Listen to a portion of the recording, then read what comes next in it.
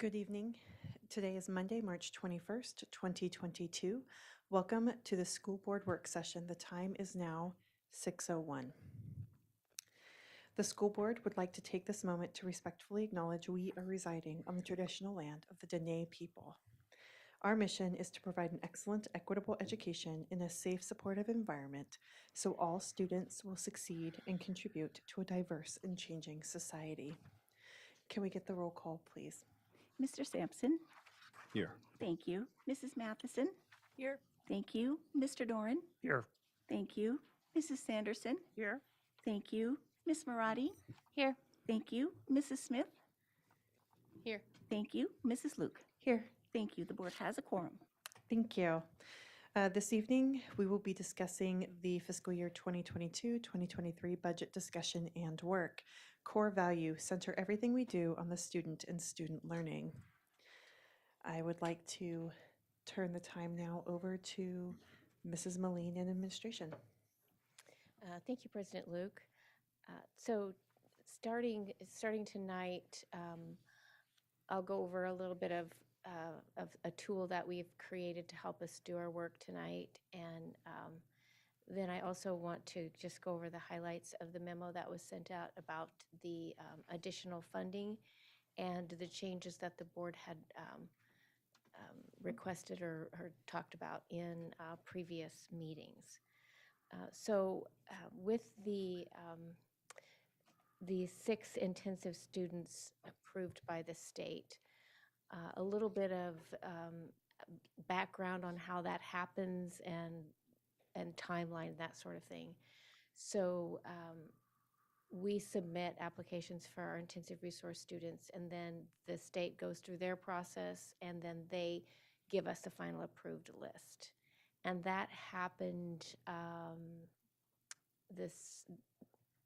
what day? First week of March. We got that information, and that is what is their final thing. So we didn't have that information until the 1st of March. And what happens there, and I'll give you the high level, and then if you have more questions, we can kind of dive into that. But what happens there is the state funds us for the intensive resource students. And some of those costs are already assumed by the district. So for instance, we already offer transportation for all of our special education students. So those are already in our budget, and it's already a part of what we're doing. And so those funds go into the general budget then. It's not like you break it out into different things. So what that means is that we had an influx of revenue for the 6 additional intensive resource students that the state approved.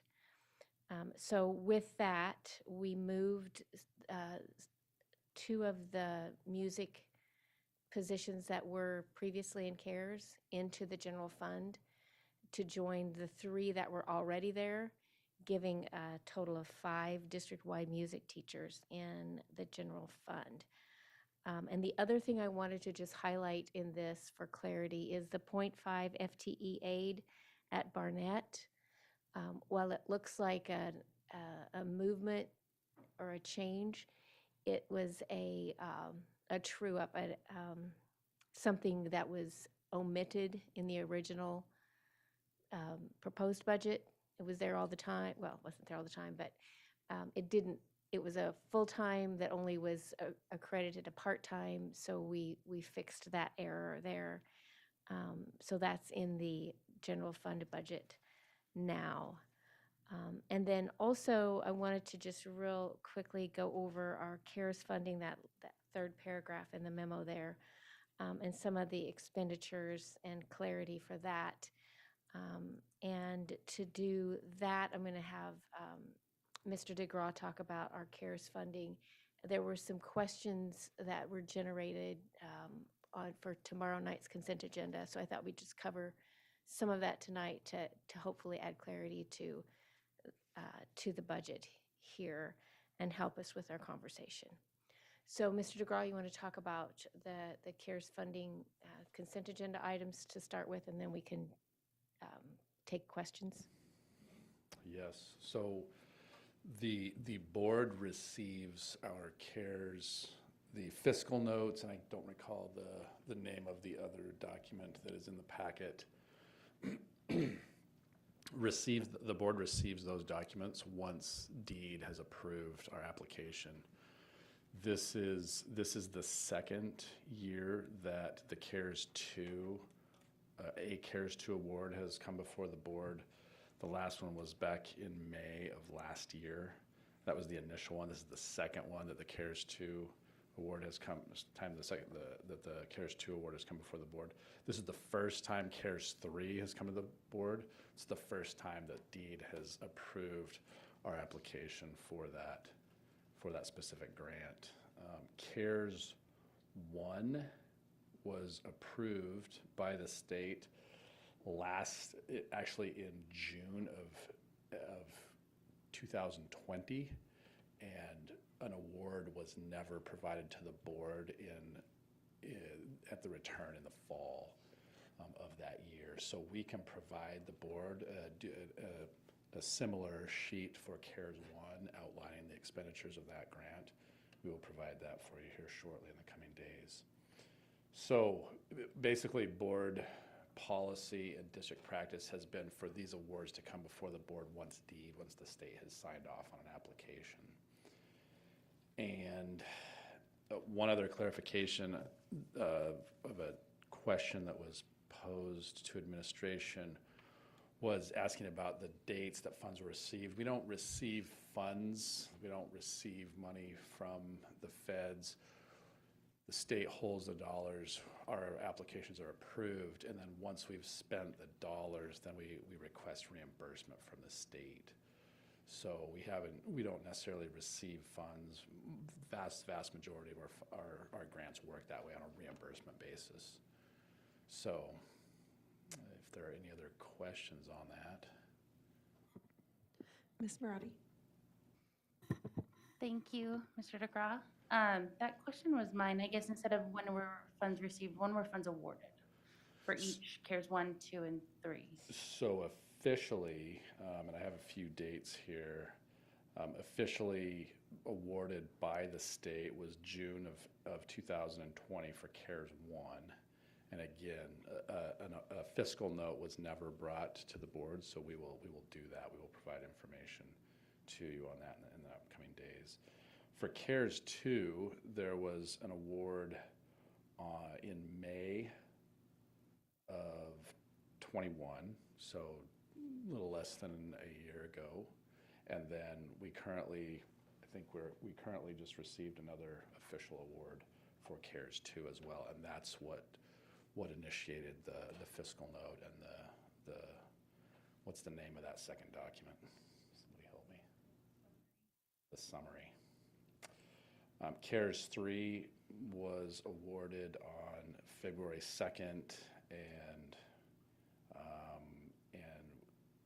we generated the fiscal note in March. Just right now, right at this time, we're generating the fiscal note. So, and that's the first award by the state on CARES 3, the first one. Any follow-up? Please. I'm sorry, did you have more? Well, I was going to say, these grants, because they're multi-year grants, they'll have multiple approvals and awards by the state for one grant. So that's, I think, a little bit unique for federal grants. So the CARES funds were awarded, CARES 1 was in June of 2020, CARES 2 was in May of 2021. That's when the fiscal note was provided? The award was in April, and we generated the fiscal note in May. So should the board... the initial one for CARES 2. Mm-hmm. Should the board have approved at that time? They did receive the fiscal note at that time. So we're just re-receiving it? Yeah, for the new approval and the new fiscal note. So that's what I was mentioning. For these grants, because they're multi-year, we can go through several awards and fiscal notes for one grant as we Okay, move so this along. is CARES 1 for this fiscal year. Say that one more time, Ms. Marotti.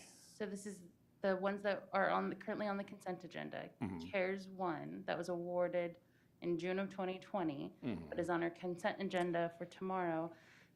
That is for funds that were awarded in 2020, but the fiscal note is It's, re-noticing? yes, it's the approval for the final, it's about 120,000, the final $120,000 to spend out that grant. But the board's already approved it previously. Correct, yeah, and that's the information that we'll provide here in the next few days. Okay, We'll get a summary of that entire grant.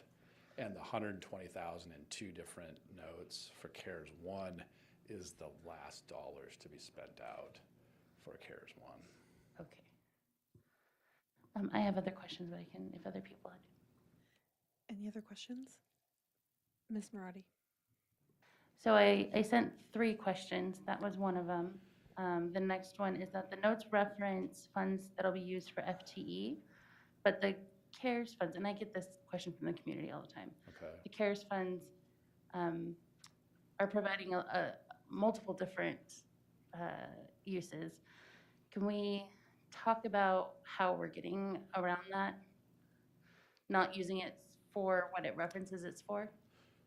So the FTEs itemized out they're not really itemized, they're separated as certified and non-certified. Those are based on our application to the state, which is based on the board's approval of, for example, CARES 2 last May, early June timeframe.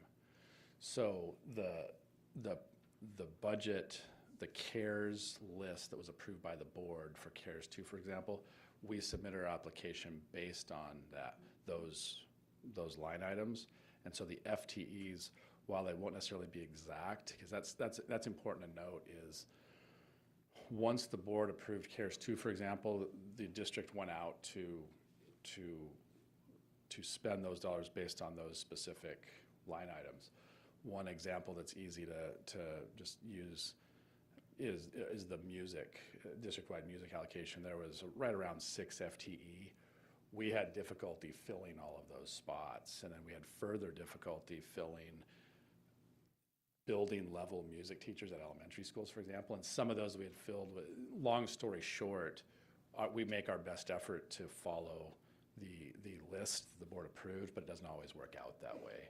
And so that would be the reason why there's some variation in FTEs, but the FTEs listed in the fiscal notes do follow. They're based on the list that the board approved.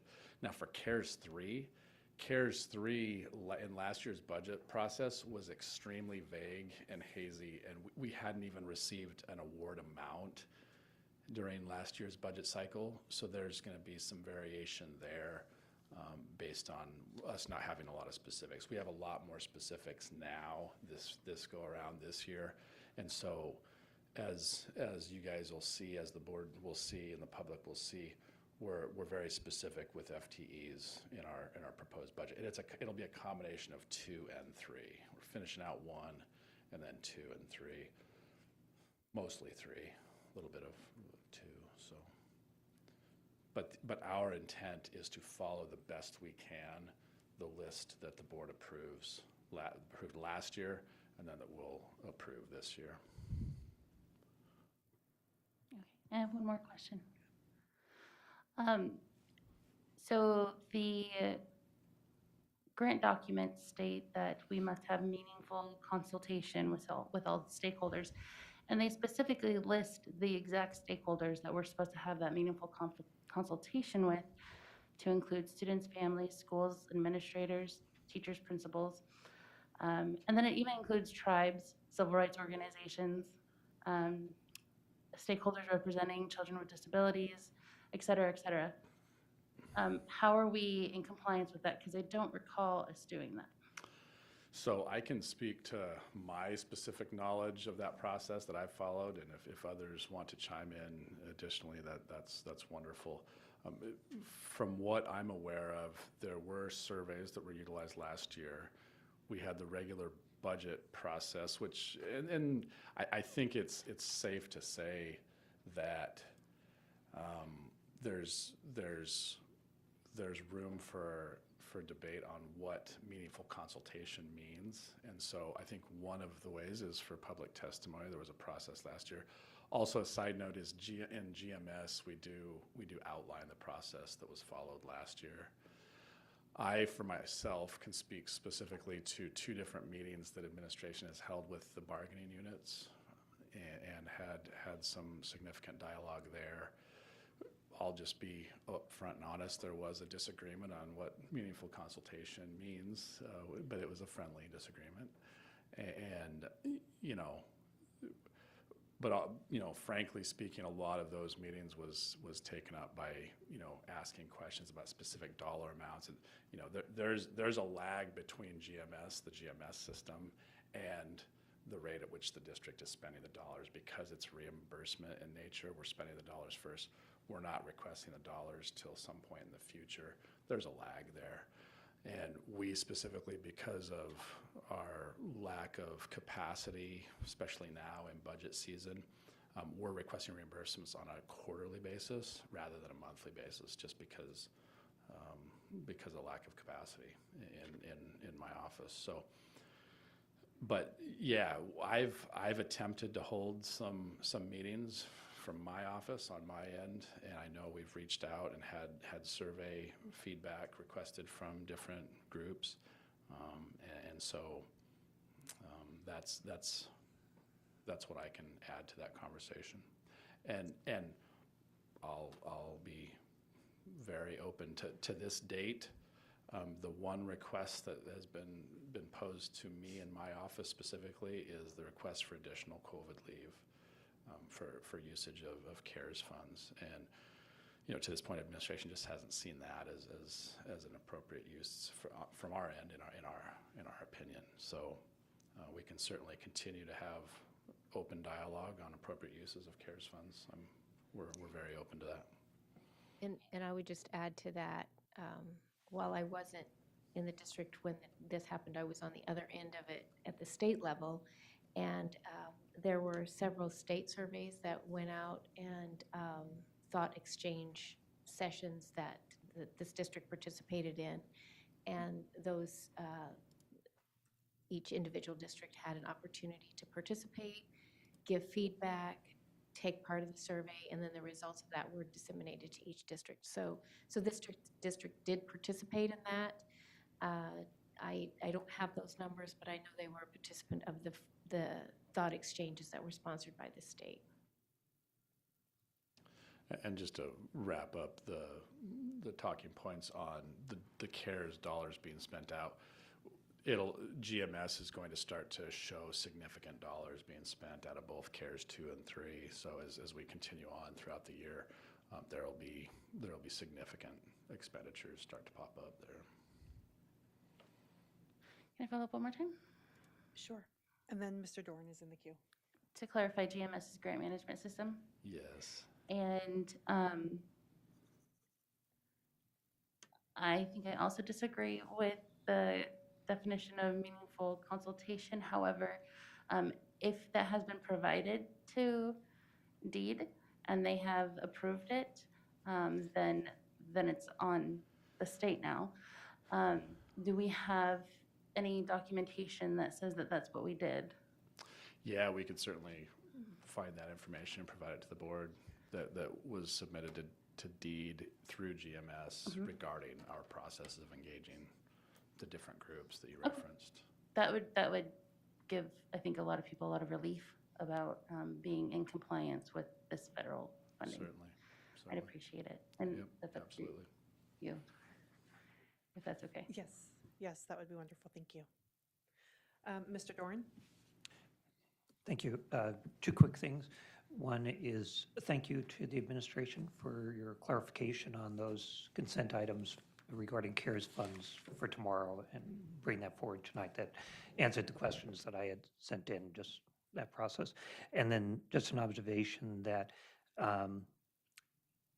though there may have been also other, a variety of things for getting input and discussions with groups, that all the CARES funds were involved with in multiple board meetings, work sessions, regular meetings, that it came to the forward and over numerous weeks, if not months, so that, part of that being an open process that people could weigh in on, and that we were able to weigh in on also. quite extensively, and sometimes things change as we went through. So that's all part of that input process, I think, that we can really have. So, but thank you very much for the quick response in this. Mr. DeGraw. And just along those lines, just for everybody's information, it's I can't overstress the fact that what the board approves, what administration intends to put into place and accomplish through FTEs or other items, 100% of, there's a 100% chance it's going to actually occur in some way differently, right? Our intent is to go out and find these staff members, 41 tutors or whatever it might be, and we'll only find 37 instead of, and so there's a 100% likelihood that actual expenditures will be reported back in a consistent manner to the board differently than what is approved. Ms. Marati? I am done with the CARES funds from the consent agenda, but I did have other things that I wanted to pull from the consent agenda. Are we talking about those tonight, or are we waiting until tomorrow? If we were going to just briefly go over one, the Boreal Sun fund transfer, is that the one you want to, I was just going to touch on the top of that because it's a part of our budget conversation. We can do that tonight if you like. Yeah, it was Boreal Sun and then the alternative programs for 60,000. So, Mr. DeGraw, you want to address those? Yeah, so the alternative programs, we looked into that. That is a transfer from certified extra duty salaries, so salaries dedicated to duties and activities beyond the regular workday, MOAs, stipends, things like that. Transfer from that category over to software. And what was the Acellus software, and I would need somebody smarter than me to articulate what Acellus software is. Yeah, it's a learning management platform, so it offers online courses for high school students. So that was essentially a transfer from one account to another Within alternative programs. within the alternative programs.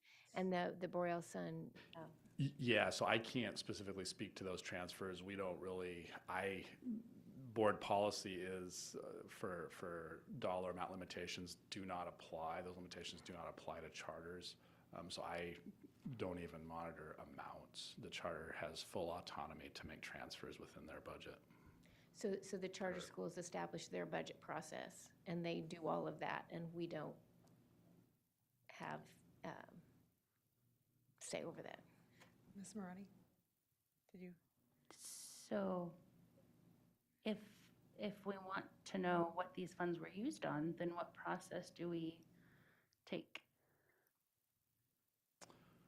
We could provide, yeah, I'll have to check I- into that. I'm sure this is all public information, so we could generate some kind of a report to show what the dollars were spent on.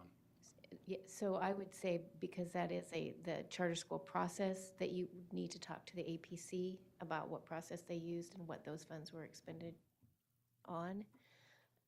We just, that's their budget process, and they set up how they spend their funding. So if we have another way that we can get at that. Yeah, I would be shocked if anybody corrects me on this, but this is public information, so we could generate a report showing what dollars were spent on. So my question in the email was, I'd like to know what these funds were used for. And I can't answer that. so you can't, but didn't you just say you could generate a report? Absolutely. I can't answer that in this moment Oh, right now. gotcha. We can find that information and Yeah. generate a report and provide it. Okay, so I still want to pull this from the consent agenda then until we can, I can't approve the budget transfer report without it.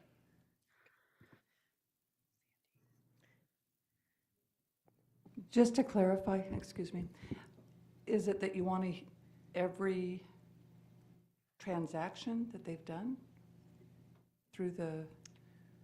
Through the chair, I sent an email to the chair regarding 2 transactions that I would like information on that were listed in the budget transfer for Boreal Sun.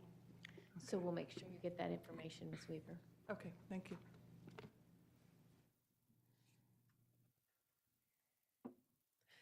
Mr. Sampson? Thank you, Madam President. Although we don't dictate how they spend their money, I'm pretty sure we do approve how we spend our money. And so I'm curious what happens when we don't approve the transfer, the consent agenda of transferring the funds over. There was mention made that we don't dictate how they spend their money. And I would say that I'm not arguing that we dictate how they spend their money. But we do dictate who we spend our money on, and one of the entities that we spend our money on is the charter school, and it's up to this board to keep the funds in house or not send funds over there. Now we have an agreement with them, granted, but it's on the consent agenda for a reason. So I want to clarify that. Just so we're going to generate a report with those expenditures specifically for the board. And is that something that we might be able to get for tomorrow's meeting? Yeah, we can do that. And I guess I want to make sure I understand what the specific request is. It's the expenditures related to the transfers that are located in the report in the regular meeting tomorrow. Is that? It was in an email, I believe, to Mrs. Moline, myself, Sharon, and I believe you were added on to that email.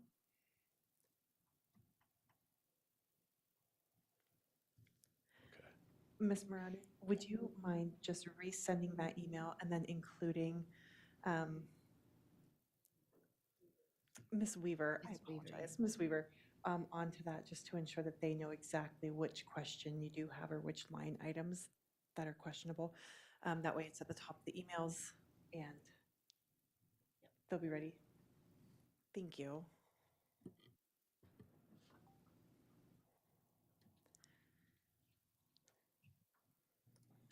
Okay, so if there's no other questions about those consent agenda items, I did just want to also note that in the revised CARES funding, the Let's Talk software program has been eliminated, along with the other movement with the music teachers. So with that, I think we're ready to start our activity for tonight, and we've Mr. DeGraw and his department has developed for us a tool that we can use.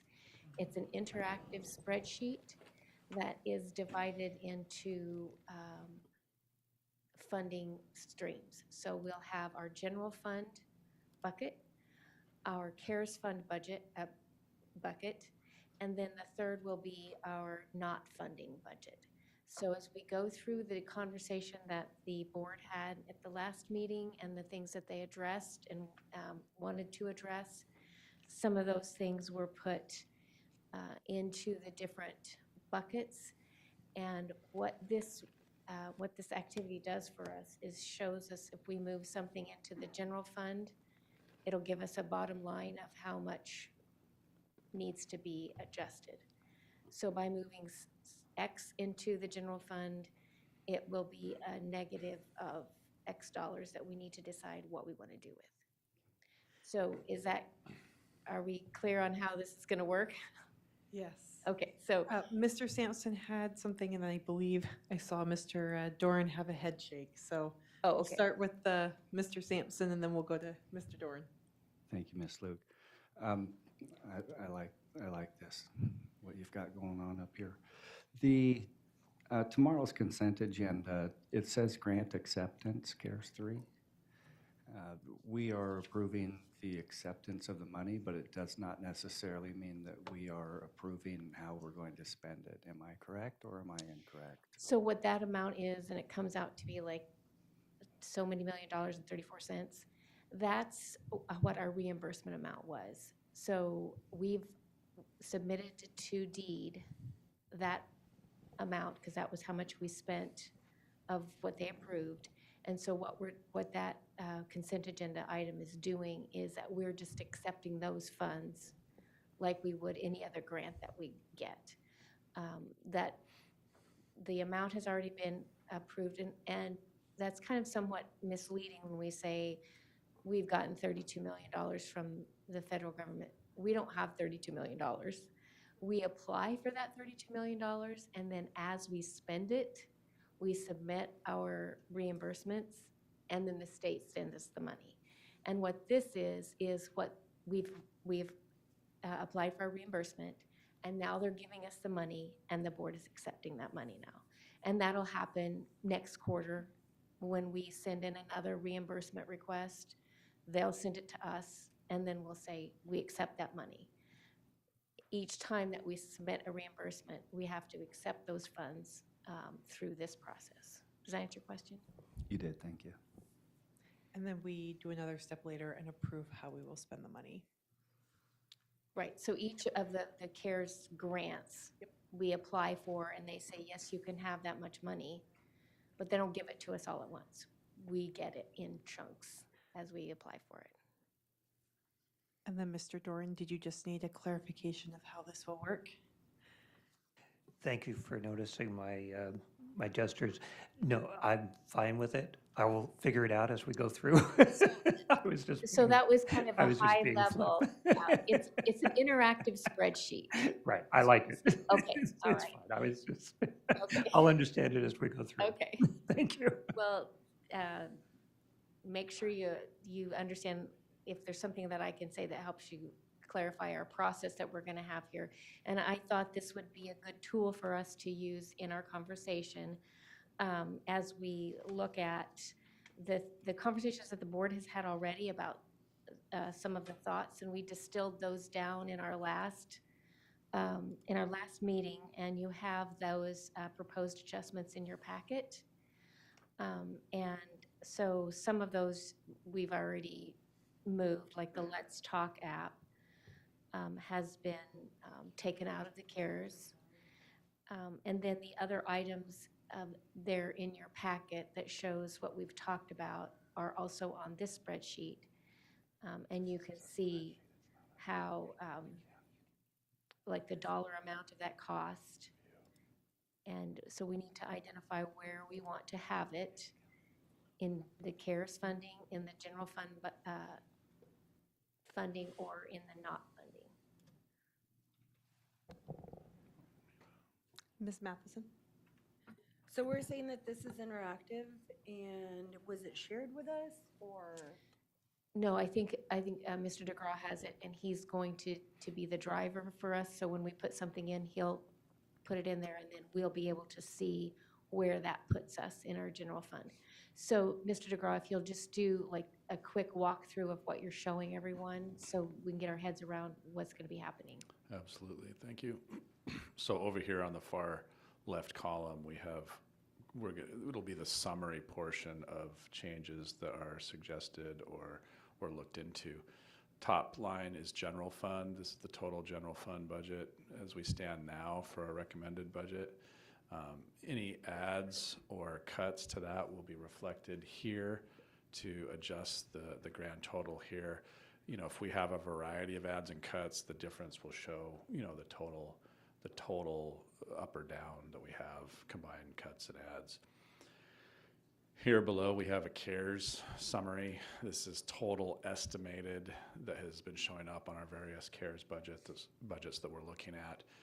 This is the current amount, and it's adjusted, as Ms. Moline mentioned. We've taken out Let's Talk. We've taken out a 0.5 SM as well as 2 music teachers from prior versions of the proposed budget.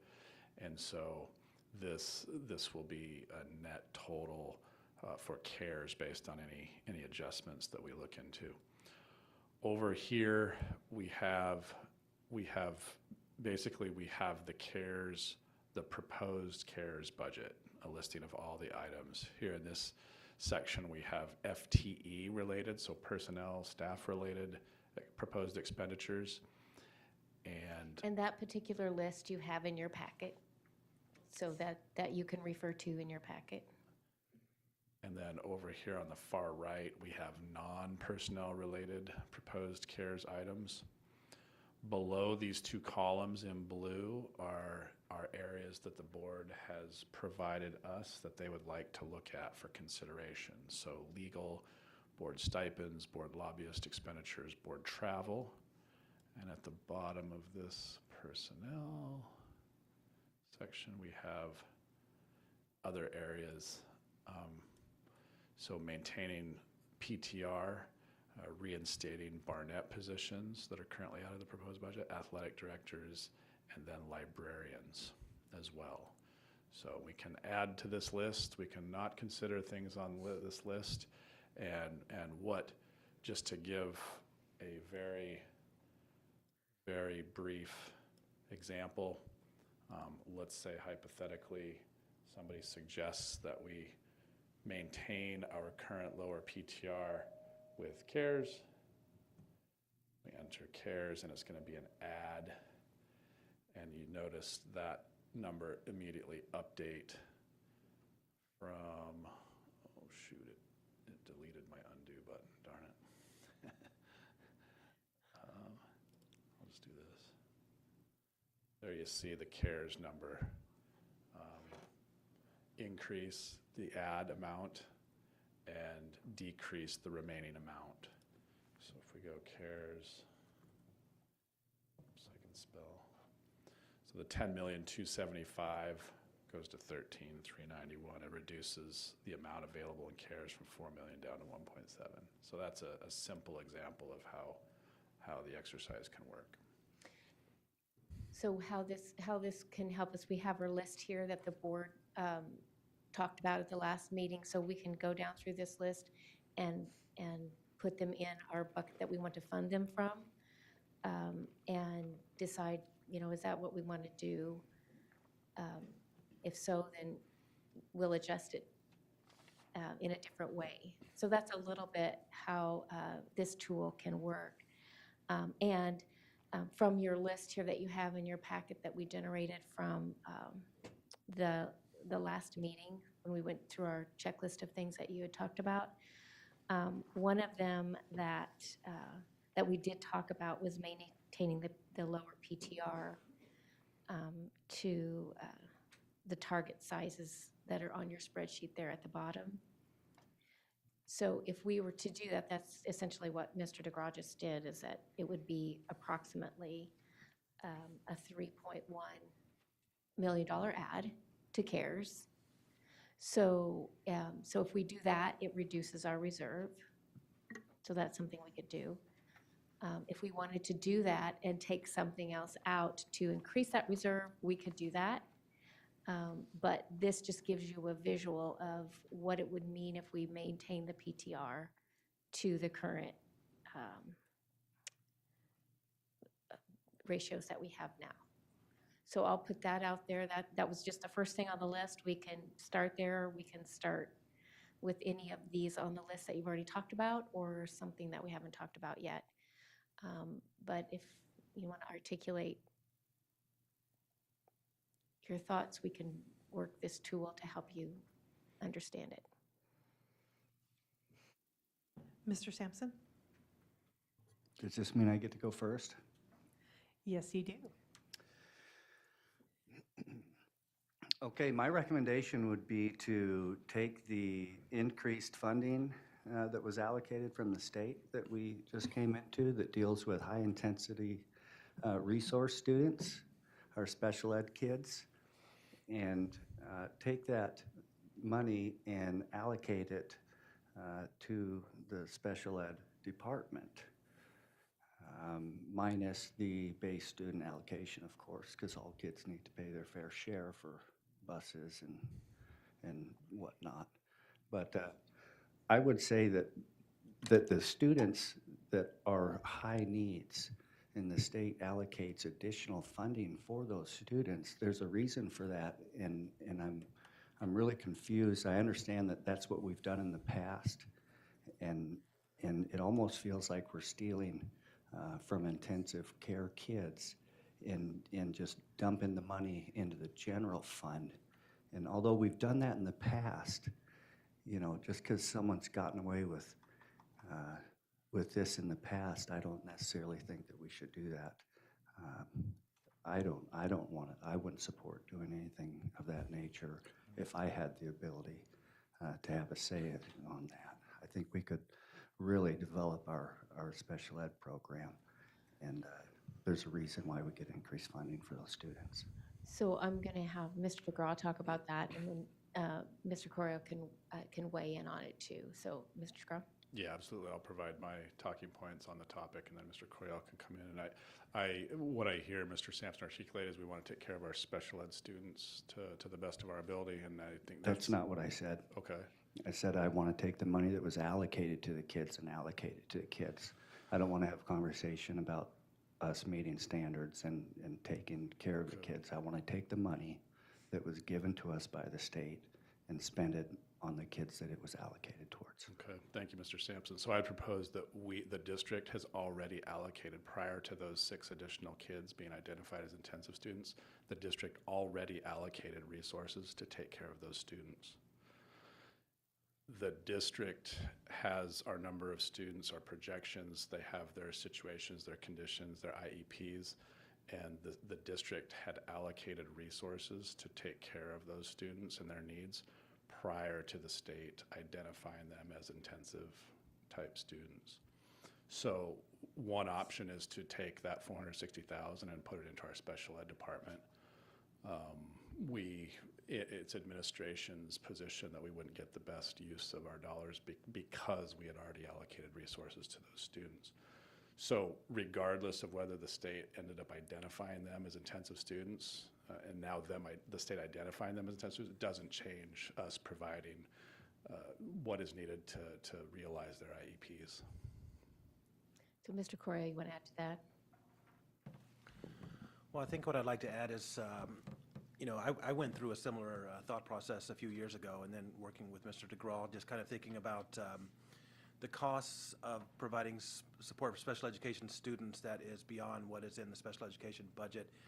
And again, working through that process with him is, we have our set budget, but there are many costs that are not accounted for in the money that we are specifically allotted. So an example would be, and I'm speaking for Mr. Hinton a little bit, but over my time in the SPED office is when we're looking at adding a special ed route, for example, it's approximately $100,000 to add a single route, and that $100,000 per route is not accounted for in our budget. So there's a great deal that goes into educating the students beyond what is simply in our budget. So those students might require additional nursing, so there's nursing resources that are taken up.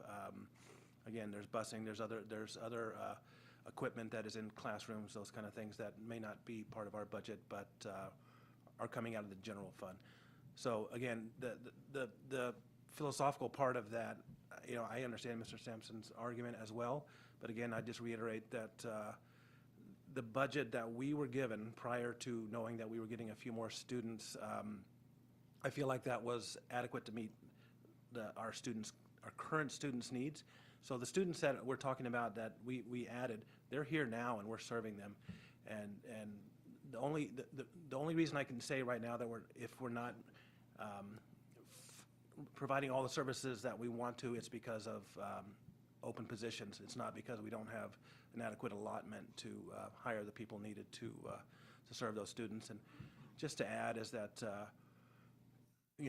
the fact that without any push from me, which I thought was great, is that Mr. DeGraw and Ms. Moline wanted to move those out of CARES into hard funds because the students are here, students are being served, and our numbers are not diminishing. So for us, our budget looks okay.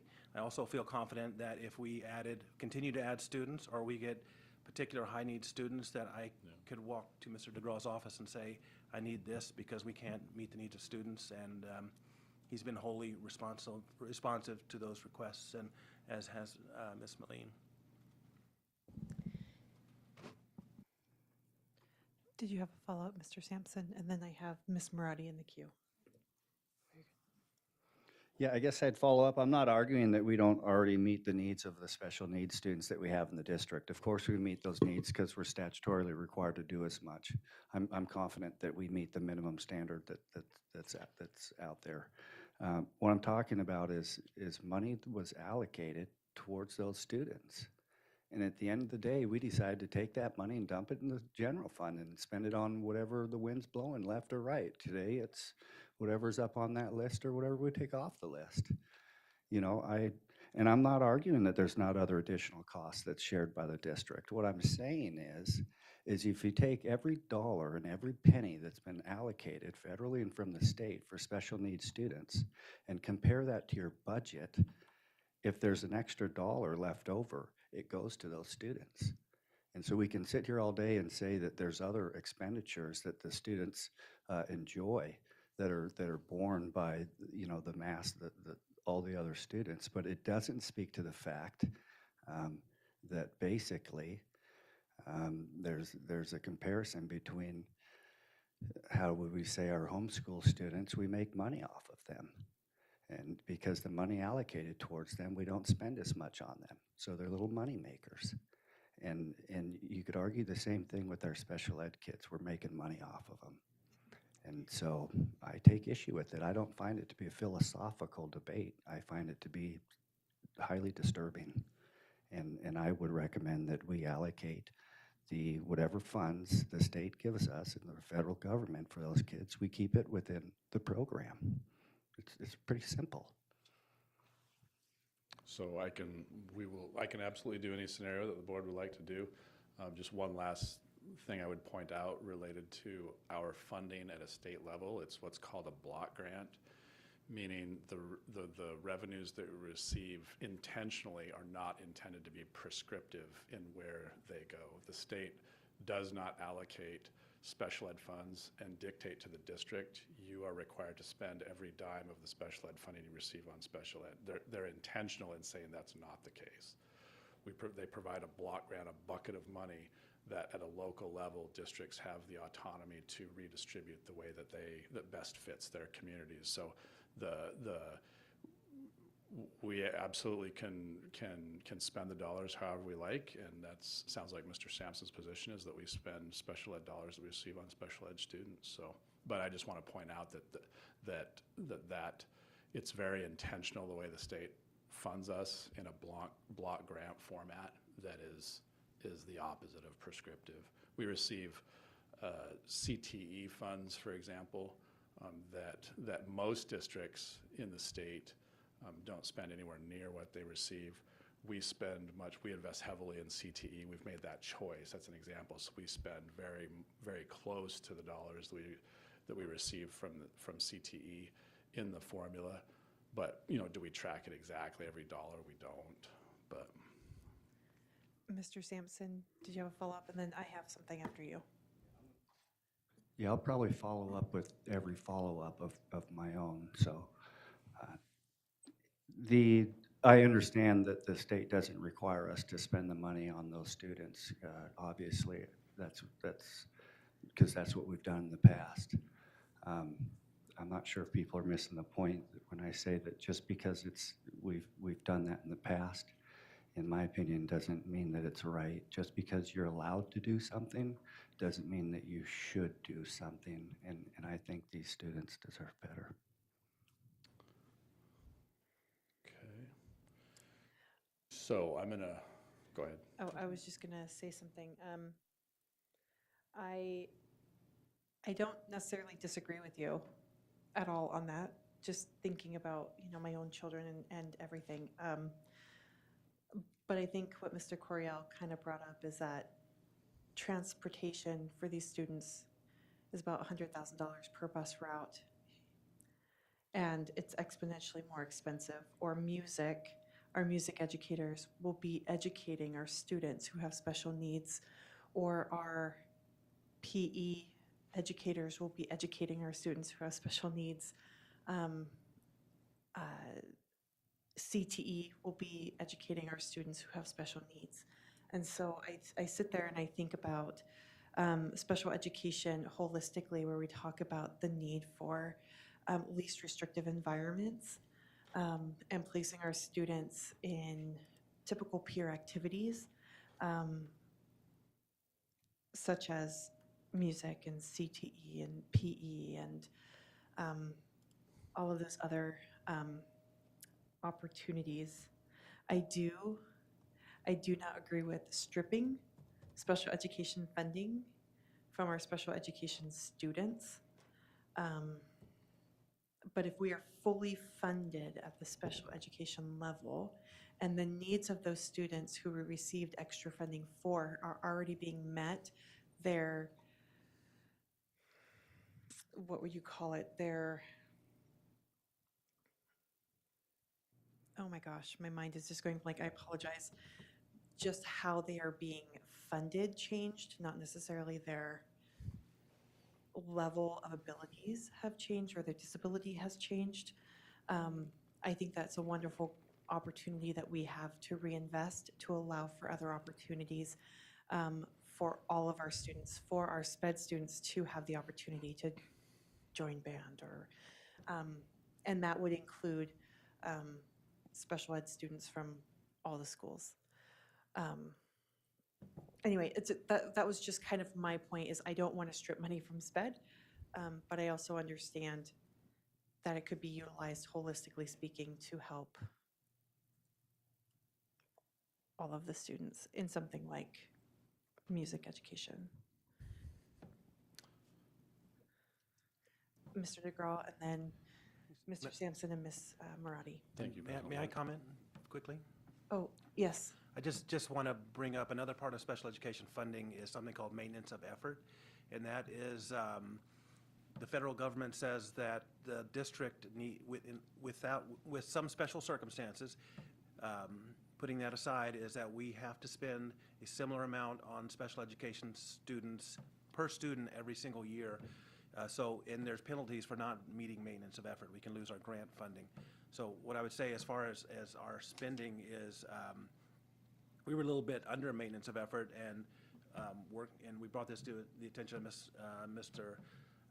DeGraw and Ms. Moline, and part of what they're doing is putting money back into the hard budget is to make sure that we do meet that maintenance of effort. So they are actively funding us to make sure that we meet the standards put forth by the federal government. So in my mind, it's a positive step for us. Mr. DeGraw and then Mr. Sampson and then Ms. Marati. Thank you, President Luke. And to clarify, we were under MOE because because MOE does not include CARES spending.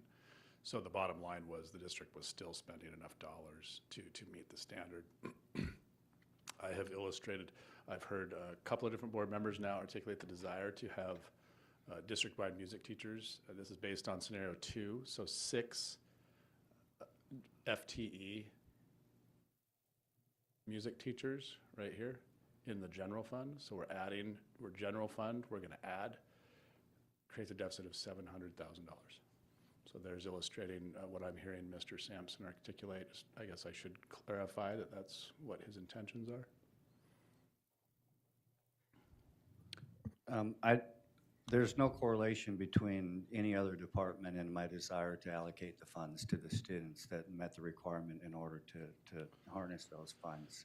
So I feel like there's some type of parallel drawn towards some music department or something. No, so the reason why that was done is because we used the excess dollars to follow the board's desire of what we heard in prior work sessions of to move music teachers into the general fund. Yeah, I mean, Okay, that's what we're doing here. We're having a conversation. So this would be the scenario where we dedicate all excess revenue from the intensive students to special ed. And in addition to that, so because we don't have the funding to fund music teachers, we're now funding the music teachers in the general fund, aside from those new dollars, and that creates a $700,000 deficit. Well, I think you're getting ahead of the board there. We're having a conversation about the money for the SPED kids, and we haven't discussed anything beyond that. Okay. And I didn't raise my hand, but I will comment on the fact that President Luke is correct that the intensive need kids, our special ed kids, do utilize music, and they do utilize gym, and they utilize everything else the other students use. And that's why I say that those students should have all the money stay in their program minus the base student allocation. That's what's fair. Otherwise, what you're doing is they are supplementing the rest of the school. And what you have is, essentially what we have is Mr. Coriel telling us that we didn't meet our maintenance of effort in the past, which is not a good thing to hear, but it sounds like there's effort to get back on track to that maintenance of effort. But I want to point out that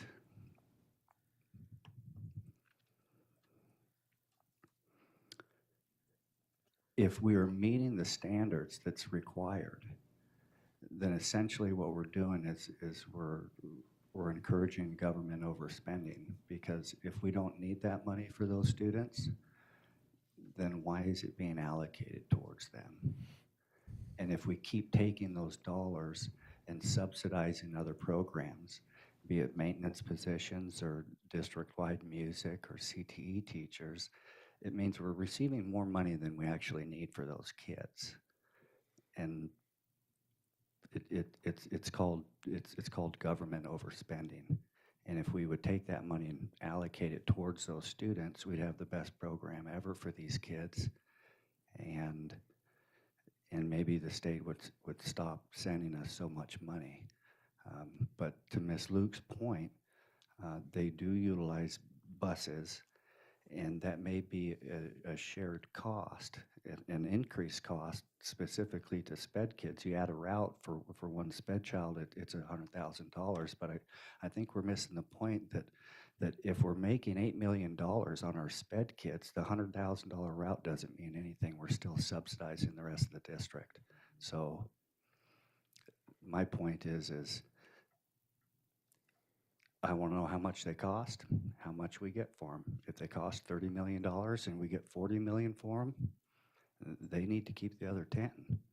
And that includes, if it costs $30 million, I'm talking that's the extra SPED routes, that's any extra that's beyond the base student allocation that's allocated towards any and every student equally within our district.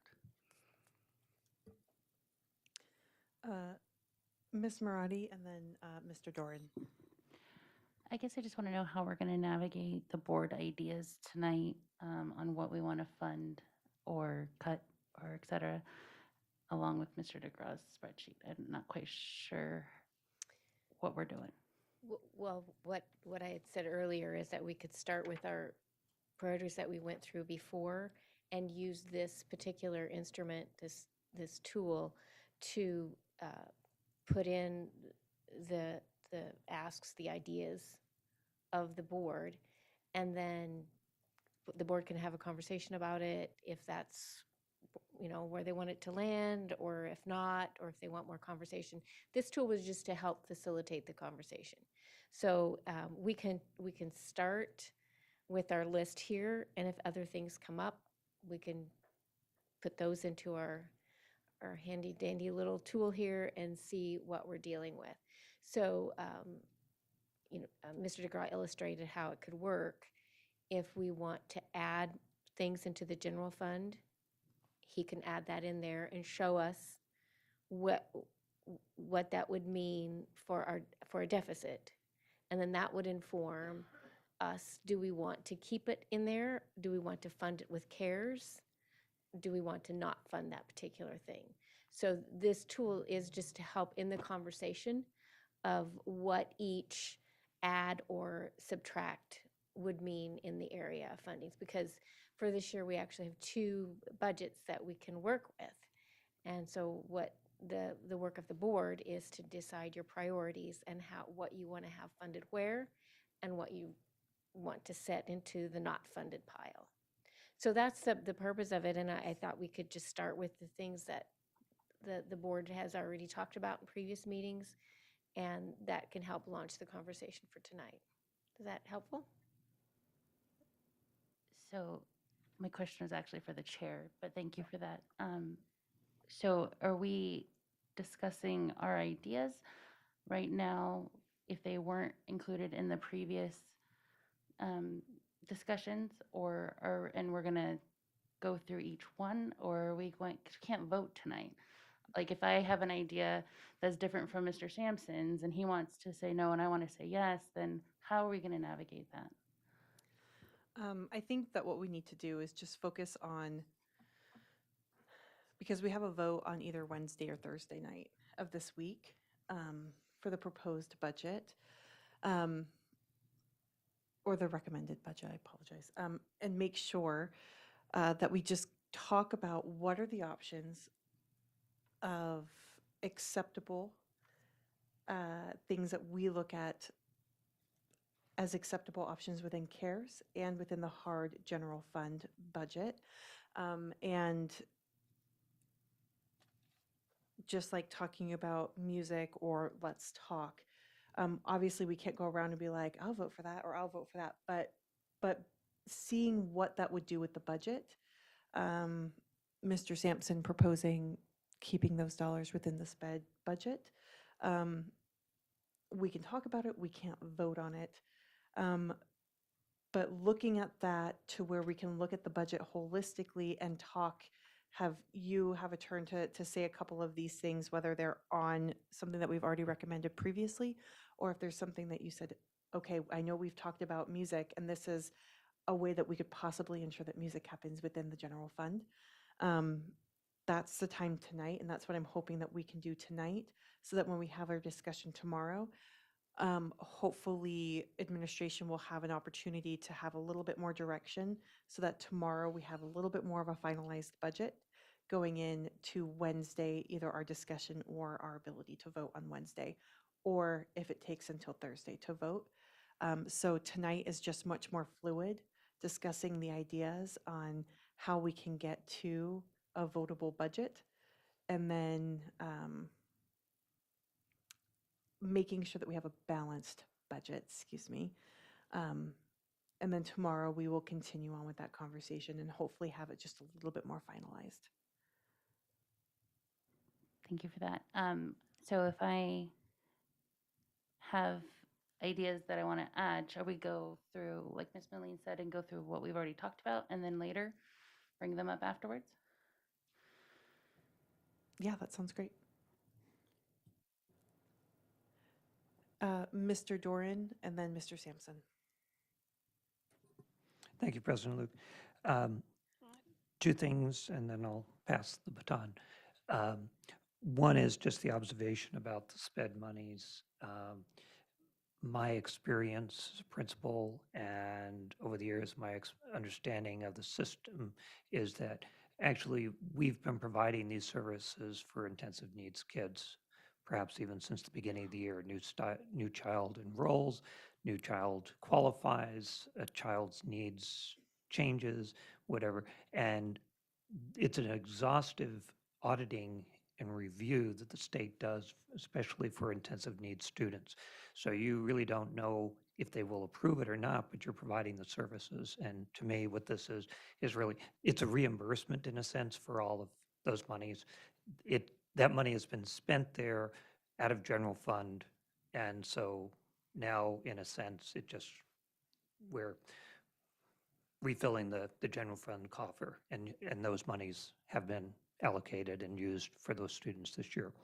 And I appreciate all the work that the SPED department and the teachers go and central office staff, having sat through some of those audits over the years, and there's reviews as to who qualifies. I know it's a tremendous amount of work, and appreciate that.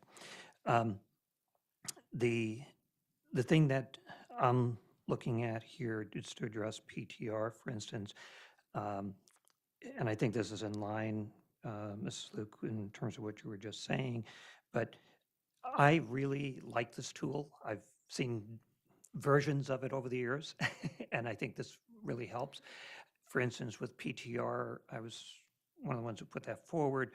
I want to hear from, and I have to say I want to hear from Ms. Plant and Mr. Minard in terms of its impact on the schools, the instruction side.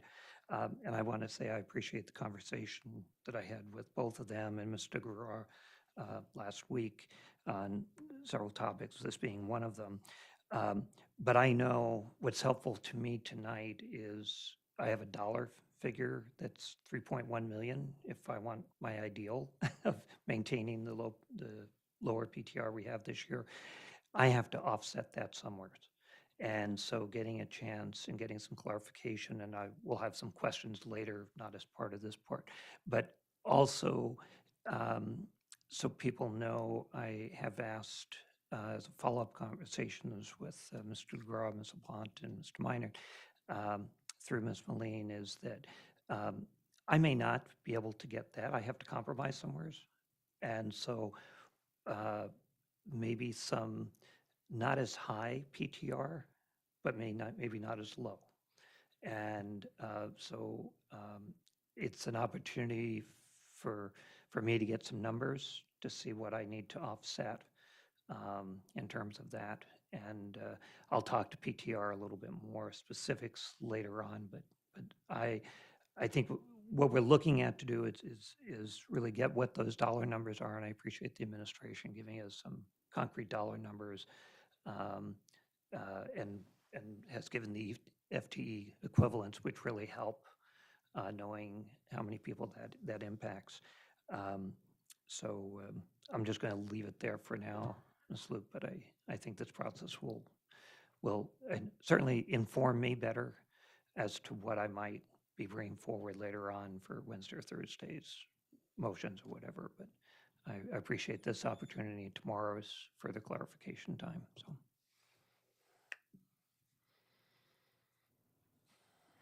Mr. Sampson? Thank you. We had further discussion about the special ed money, and I'm 100% confident that the money that we allocated towards special ed got spent on special ed. I'm sure that the money that we allocated towards the special ed department got spent on the special ed department, and it is an exhausting process. And sometimes we forward fund some students because at the end of the day, the state disagrees with our assessment. But it doesn't refute the fact that we take in more money than we spend on SPED kids. And until someone can tell me I'm wrong, I'm telling you I'm right. We take in more money than we spend on SPED kids. It's called a money maker. We're making money off the backs of our intensive needs kids. So I'm not saying that the money we allocated last year and the year before didn't get spent, every dollar on them. I'm saying the allocation should have been much higher. But the reason I raised my hand was for the process of this tonight's meeting. I'm not saying that we should go through a vote, but so you're not listening to me all night long talking about special ed every time someone else mentions special ed. Maybe we can go around the room and we can have a quick conversation, and everyone can say, I kind of think that's a good idea, or I don't think that's a good idea, and we can actually help the administration out as far as what they're going to bring forward, and it's going to help us out in the community when it comes time to vote. Is that possible, Ms. Luke? Can we just go down the line? Somebody can throw something out there, and we can go down the line and say, I think that's a good idea, and I'm pretty sure Ms. Karen Malin can count to 4. I just want to double check with our parliamentarian. It would be no different than anyone adding their support or non-support of an item. It wouldn't be necessarily going down the line, but if someone supported the idea, they could speak up to support it. If they didn't support it, they could speak up. But if you did go down, bam, bam, bam, that would be more of a roll call type. Okay. Mr. Sampson? So I would propose that when you proposed the getting rid of the assistant principals, due to the fact that everyone else was mum, that means the board supported as much. So when it comes time to vote time, then this board needs to be pretty much lockstep, and we don't need to be throwing off the whole budget cycle over getting rid of all the assistant principals out of the budget when you brought it up and no one else said that's a horrible idea. So my point is this: there's people that don't agree with your idea, and if you don't agree with it, why can't we help out the administration and just raise and say I don't agree with that? Mr. Sampson, I think you bring up a very valid point. I just want to make sure that we're not in violation of, like, Ms. Tuttle going down one by one, discussing it or saying I'm in favor or support of that. But I agree, definitely stating more of that personal opinion of, yeah, I would be in favor of raising your hand, more of a conversation piece than one by one by one. So absolutely, Mr. Sampson, I appreciate you bringing that up. I didn't mean raise your hand like a vote. I just mean you get your attention and either agree with what you have to say or not. Because if one person says this is a great idea and no one else says anything, I'm kind of assuming that everybody else thinks that's a good idea. That's what we're here for, a work session. Let's get it going. Absolutely.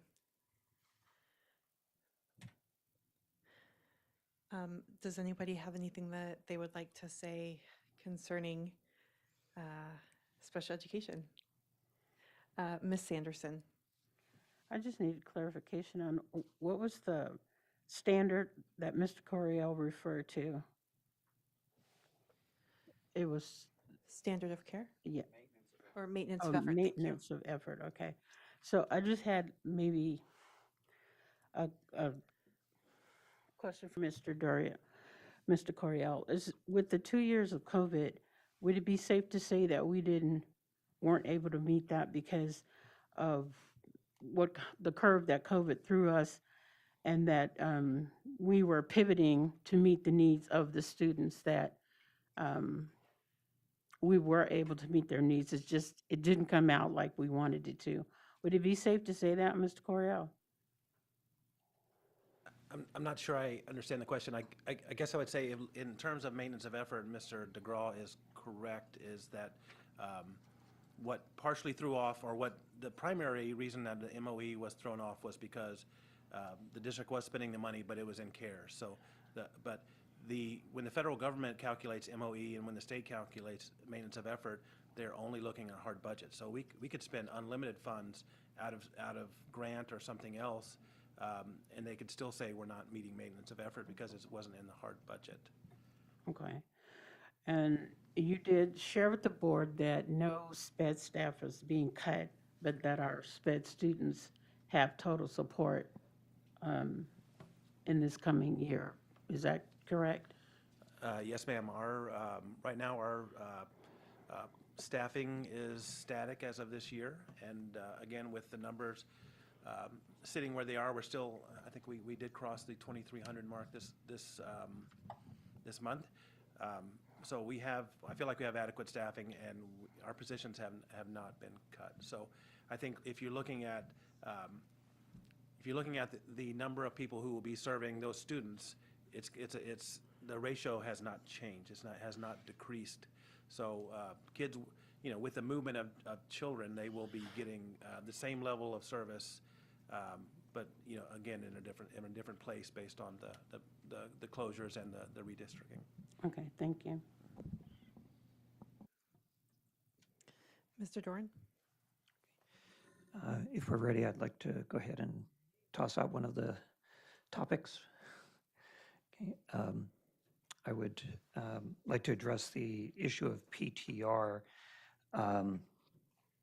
And in essence, there are 3 levels of PTR that are before us. There's the what we have this year in place, which has been what we've had the last couple of years. There's the without the classroom teachers in CARES, the CARES proposal, the PTR would go substantially higher. If I use the, well, actually with those teachers, it goes up to, like at the high school level, goes to 32, from 29 and a half to 32. Correct. Okay. And I am strong in saying that one of the biggest impacts we have on kids are the kids in the classroom. And PTR is what addresses that and impacts every single school. So I'm very interested in what we can do to keep our PTR lower. I know to keep it where it is, and I appreciate the numbers, is 3.1 million. I actually have proposed offsets in excess of that. And at some point tonight, I'd like to go through that, but some of them will be discussed, I think, by other people's ideas they put on the table. So I don't want to necessarily go through those unless you want me to start that process. But it has to be a number of ones that come. I am looking at saying, is there some compromise point? For one, it strikes me that it's interesting, and for a number of years we've done this. Elementary has 3 different PTR levels, but the classes move up. So those numbers, don't really change so much. I mean, it does have an impact. And I'm looking at saying, and I've sent to the administration today, so I didn't ask them to have it tonight. But what having one elementary level, one middle school level, one high school level target. My concern, let's say at the high school, and actually in conversation and my learning, is that there might be differences in how high school and elementary how we best serve that need. And I would love to hear a little bit more on that from Ms. Plant and Mr. Minert.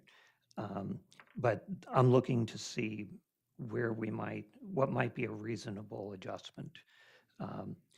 I do think that, for instance, having a lower PTR with a certified teacher and a smaller group of students is more beneficial than perhaps having additional teaching assistants, not to play down the role that teaching assistants play, but, and I've just heard tremendous stories of their teaming with the teacher, their work with individual students or small groups of students.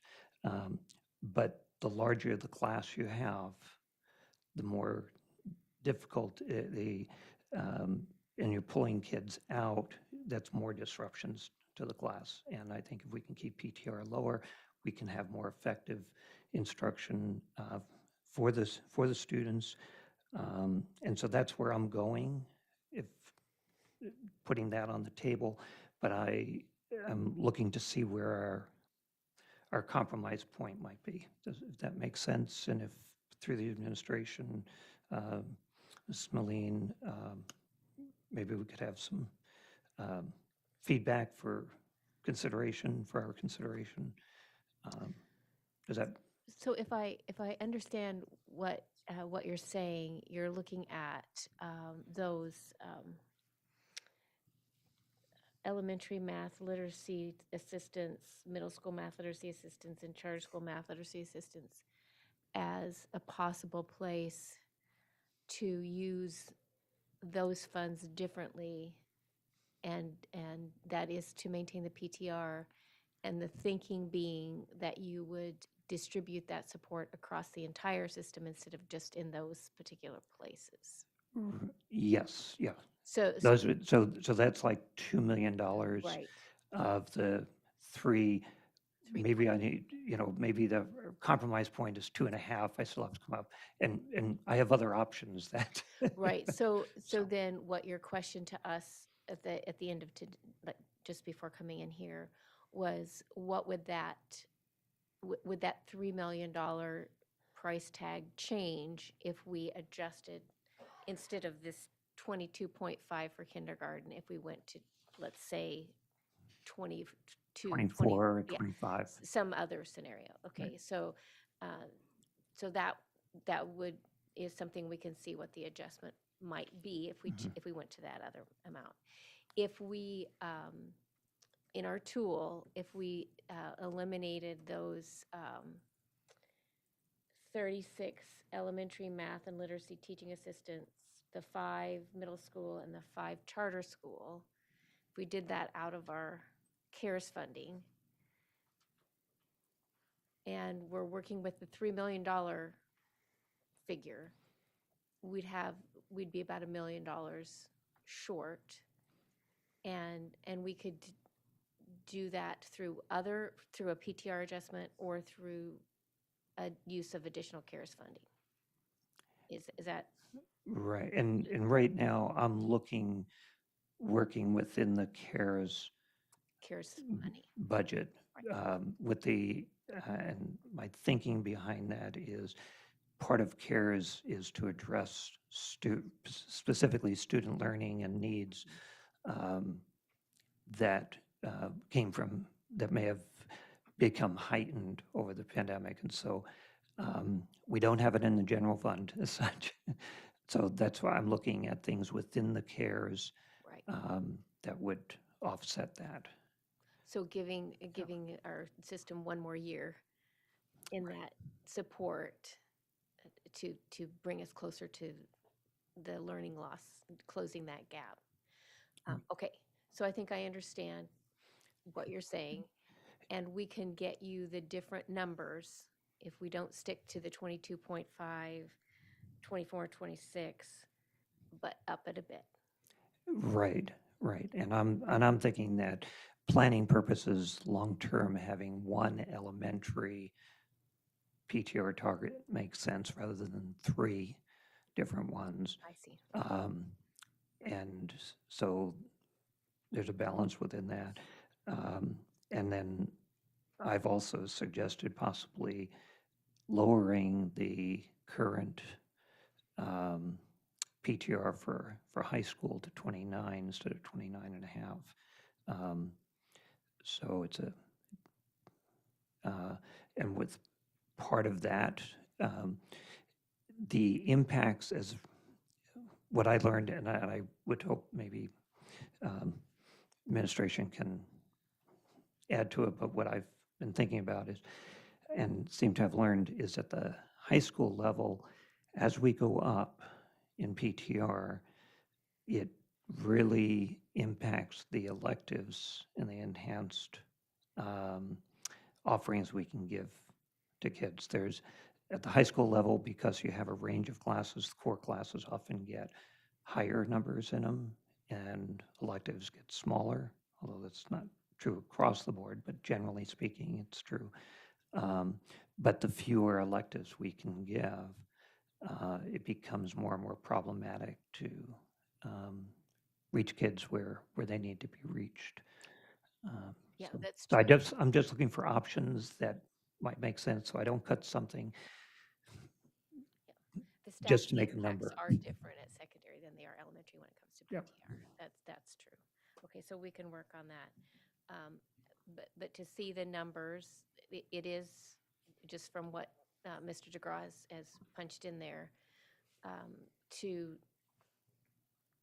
you take out Would you like me to articulate a scenario, or do you want me to just or hold on? just talk? Mrs. Luke, what's your preference tonight? I think it would be good for us to kind of go through a scenario real quick and then allow the board to kind of go through if anybody has thoughts on this as we move forward. I think that would be a Okay. good idea. So if we take out those math and literacy teaching assistants in middle school, elementary school, and charter school out of the CARES funding, input the current PTR, then that essentially reduces our bottom line CARES by about $1 million. Go ahead, I'm sorry. All right, so the net impact here, we're not funding the math and literacy tutors here up top. We're continuing to fund the lower PTR. And just to be clear, this is the current PTR with the 22 and a half, 29 and a half. Right. The FY, it ended in FY 21. The FY 21 level PTR, 26.4 FTE. That would be subject to rounding. We always go Right, through rounding right. and things like that. But Understood. that's the exact number that MBF spit out. Right. And so it would move our CARES utilization from 10.275 up to 11.4. Okay. Do you want me to balance off? So that's at the 3.1 million. Do you want me to give you 3.1 million in cuts? I gave you 2 million. I've got the rest. Go ahead. Go ahead, Mr. Dorn. We do have some comments from Ms. Marati as well as Ms. Smith. Right, okay. Yeah, and I guess so we can stop there knowing that I would have to come up with additional cuts to that, and maybe that's good to open it up and get administration, Ms. LaPlante and Mr. Minor know the schools better. What would this make a difference to? And knowing that, I really want to put out that I know I may have to come up. But if you want the additional cuts, I can give them. But I don't want to get into too many it's a PTR question more than. Let's go ahead and allow Ms. Marati and then Ms. Smith to speak, because they do have some things that they said. That And sounds then, good to me. as long as if we can keep on topic as we kind of move through this, that'd be great. Ms. Marati? Just to stay on topic, I wanted to share my support for Mr. Doran's idea of using elementary, middle school, and charter school tutors to go towards the PTR. At first, I thought, that's a great use of COVID funds, but it wasn't until Mr. DeGraw and Ms. Moline pointed out, I think, in some way, that class sizes are a higher priority right now than tutors. If we don't have an appropriate class size, the tutor's not going to be very effective. So in that sense, and through this discussion, I do support using the funds currently budgeted in CARES for the elementary, middle school, and charter school tutors to be used to maintain class sizes at this time. Thank you. Ms. Smith? Thank you. I just wanted to hear the rest of Mr. DeGraw's $1 million. Or, I'm sorry, Mr. Dorrance. Oh, okay. $1. That's all. I was just saying, I want to hear it. Got it. Thank you. Mr. Dorn? Okay. Then I would also take out of CARES the 4 elementary e-learning teachers.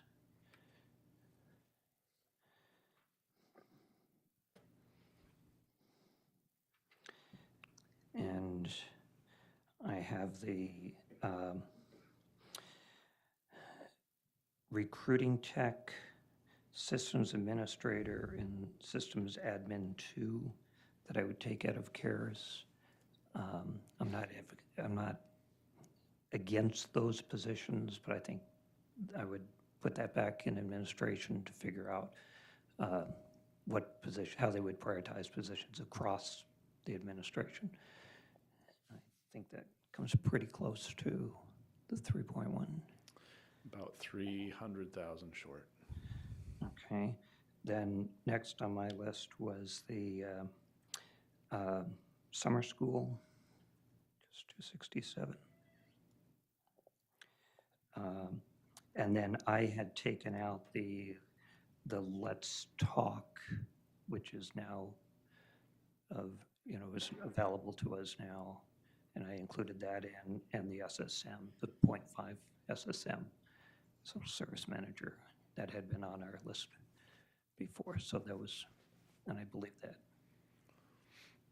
that combination exceeds. So yes, if we're considering the number prior to the 10,275,000, yes, that would. Right. That would cover. And I was trying to stay very much with that.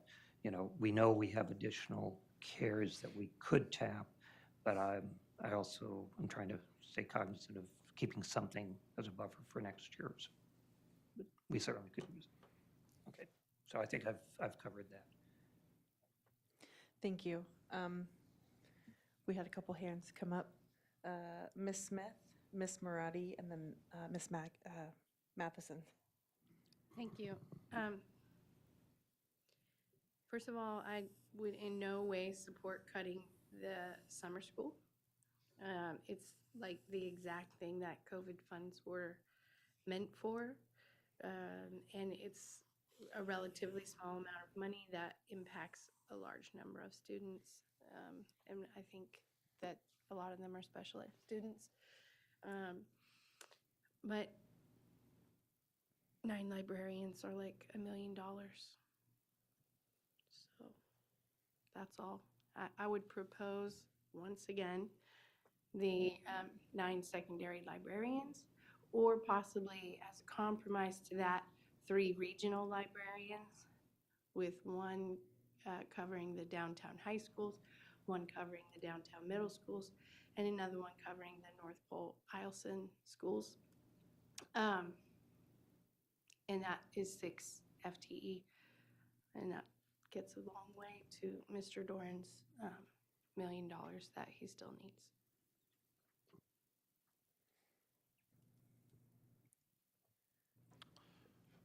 So if you could just repeat that scenario, Miss. Thank you.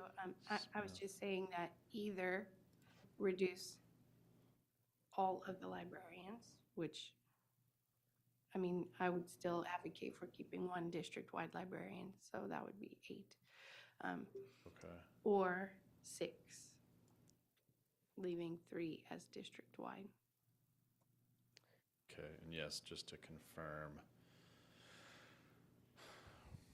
it's going to get a little interesting, the calculations. Secondary librarians are in the general fund right now, so, but yes, just to confirm, the 8 in the scenario describing would equal very close to, if we combine the tutors and cares along with 8 secondary librarians, yes, that would equal approximately the 3.1 million. It'd be close.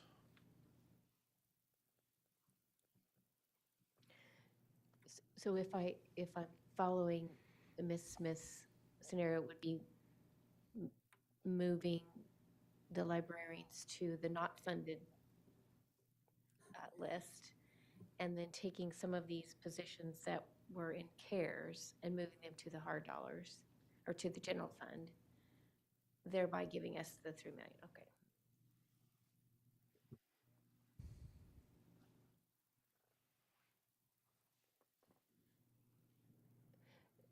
Ms. Smith, when Ms. Luke is gone, I think. Oh, I'm so sorry, Mr. Doran. Thank you. I appreciate putting in additional ideas in terms of supporting to try and keep PTR. At this point, I'm in favor of keeping the librarians, certified librarians, for a variety of reasons. One is seeing what goes on in each of those libraries, having gone in and watching the change there in what was, I always thought as the stereotypical librarian and what they serve, and the direct connection with kids, going in, watching them, working with kids on projects, working as a place for students to come and get general supports, as well as that exposure to what a library is and a research facility is. And as I've watched and worked with accreditation, and I know some things may be developing in terms of where accreditations are, but certified librarians have certainly been very, very significant. Their resource, especially as we go up in levels, for the teachers call upon those resources in the level. I think at the elementary, this district has been wonderful with their library associates and making sure every school has one. And I think they do a tremendous service that irreplaceable in some ways, priceless, and have the direction from the district library administration. But the level, when I see what's going on with secondary, middle school and high school, the involvement of libraries there directly in the instruction I've seen grow, developing maker spaces, doing just a wealth of things that have really integrated with what happens in the classroom. And I've seen that continue to develop over the years. So I see that position as certified librarian as very, very important.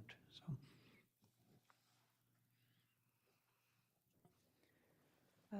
Thank you. Ms. Marati and then Ms. Matheson. I cannot approve a budget that eliminates entire programs being advocated for by our community, such as elementary band and orchestra and certified secondary librarians, in order to expand programs that are already sustainable as compared to last year and are not being advocated by our community at all. Therefore, I'm not in support at all in eliminating elementary band and orchestra, although I do support the rebuilding of secondary band and orchestra that Ms. LaPlante has been working so hard on. And I am not in support of eliminating any certified librarians.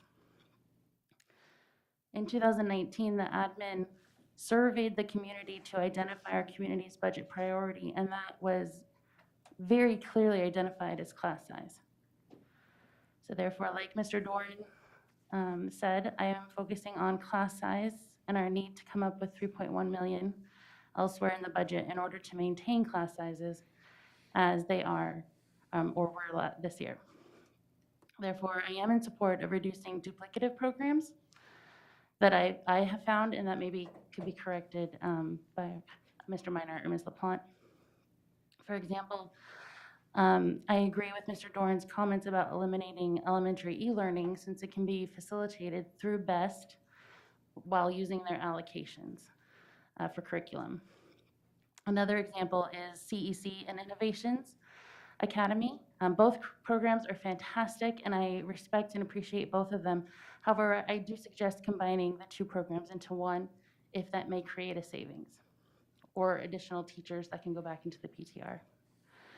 I also suggest splitting the CEC counselor between CEC and SMART. As I heard, they both have the capacity to do so. Other things I'm suggesting include paying close attention to needs versus wants. For example, I would like to suggest not providing the new position of Assistant Director of Facilities Management, as well as the additions of an HR assistant and a nutrition service aide. While these are great to have, right now in this fiscal crisis, I don't think we can afford to add them to our budget. Other areas I think our wants versus needs situation at this time include all staff travel, which would be $115,977 due to the ability this year for most situations to attend virtual events for at least another year. Those are just some of the things that I wanted to address, and if we can see what that would do to the budget, that'd be great. Can I ask you, can you repeat what you said after the Assistant Director of? The budget book recommends adding an HR assistant and adding another nutrition services aide.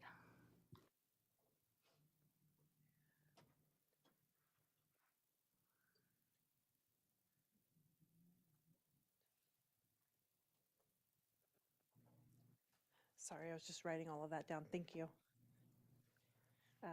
Ms. Matheson? Thank you. So I am a little confused on the CARES 2/3 FY23 proposed budget revised. It's saying assistant principals,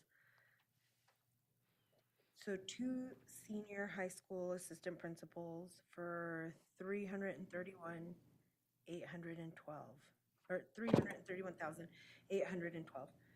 And that puts each principal at 165,906. But on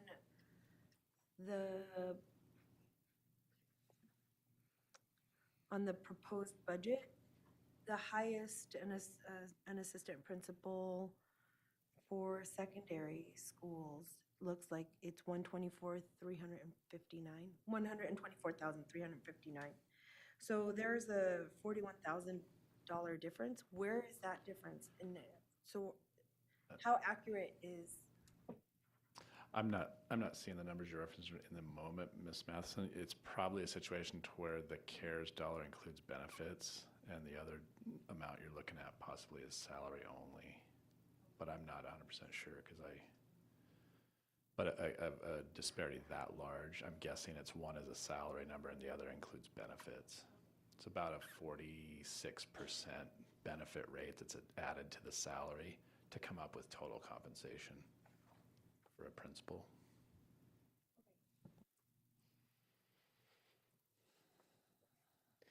I had myself in the queue and then Mr. Sampson.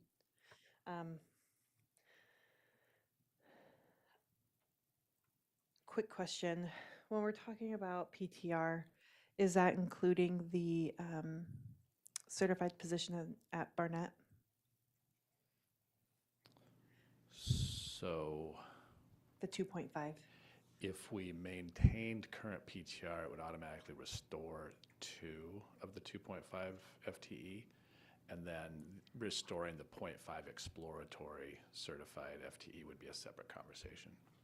But 2 of the 2.5 would be restored if we maintained current PTR levels. Did that answer your question? Yes.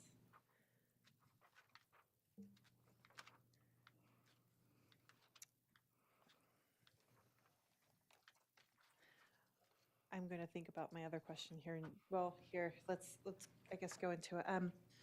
Ms. LaPlante and Mr. Meinhardt, can we maybe just kind of discuss some of those ideas that Ms. Marotti had mentioned, the elementary e-learning, CEC and innovations?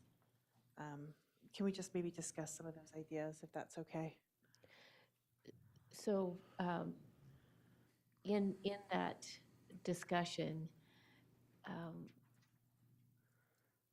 absolutely, we can discuss it. To what level?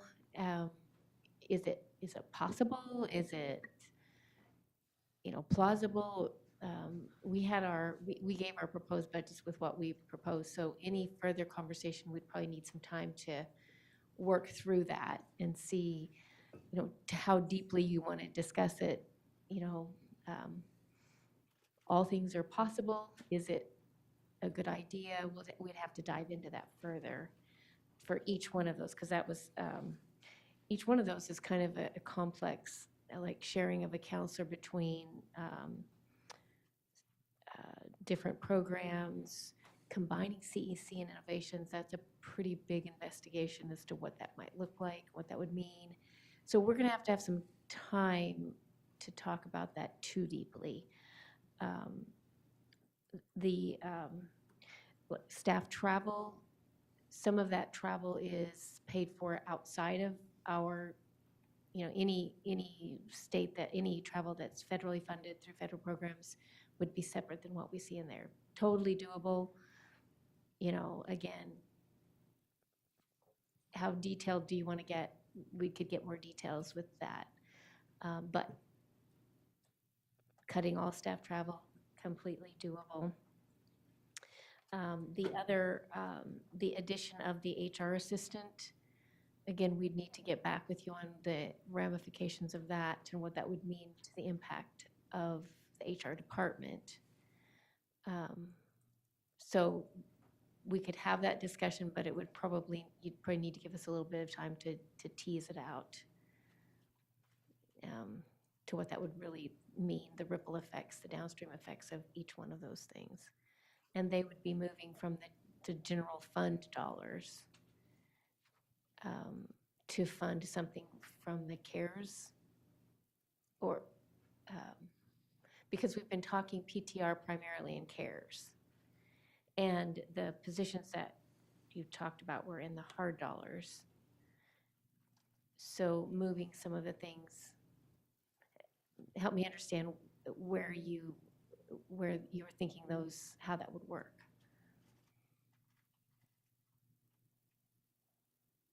Ms. Marotti?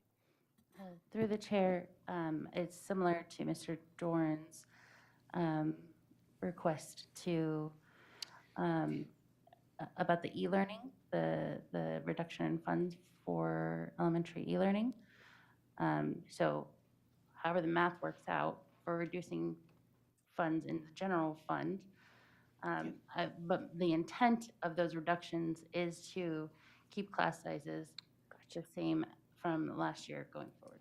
Gotcha, okay. So we can work on the effects of that, what that would mean. It'd take us some time to work through that, though. And then to follow up on the travel, I am not suggesting we cut any grant-funded or federally funded travel. It's $115,997 that's budgeted in the general fund Okay, that I'm suggesting. okay, gotcha.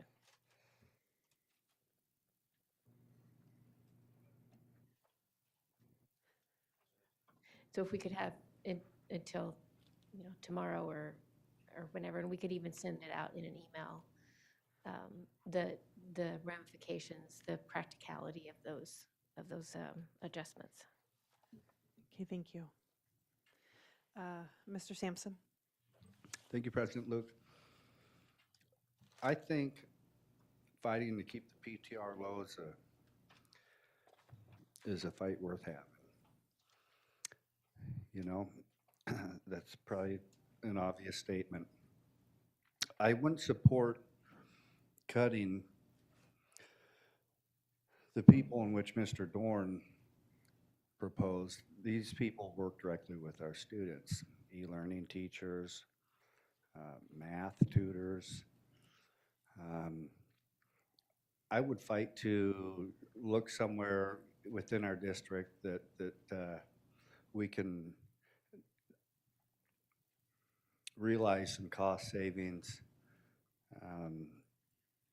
by making cuts that doesn't deal with cutting educators, that doesn't deal with cutting people that educate kids all day, every day. And for that reason, I'm in full support of Ms. Smith's proposal of cutting the 9 librarians. That leaves $2 million, or arguably $2.3 million, somewhere around there, to get to Mr. Dorn's proposal. I don't know how everybody else feels about it, but I think we could get to the lower PTR district-wide and lower the number of students in our classrooms, or should I say keep them where they're at. If we had ESSA staff in the libraries, the ESSA staff that's already in the libraries, they're student librarian assistants. They're there for a reason. I would suggest cutting the 9 librarians and going ahead and cutting the health services department, that being all the nurses and the 5 nurse coordinators. That would get you your PTR to help these kids out. There's many schools in this district that don't have any nurses in their school. So it can be done. And the nurses aren't teaching kids. I'm sure someone will argue that nurses give lessons plans and have had a huge effect on the learning impact of students, but I can tell you they're not actively teaching students. And that would be my suggestion, to get to your 3 million plus to keep these classrooms low.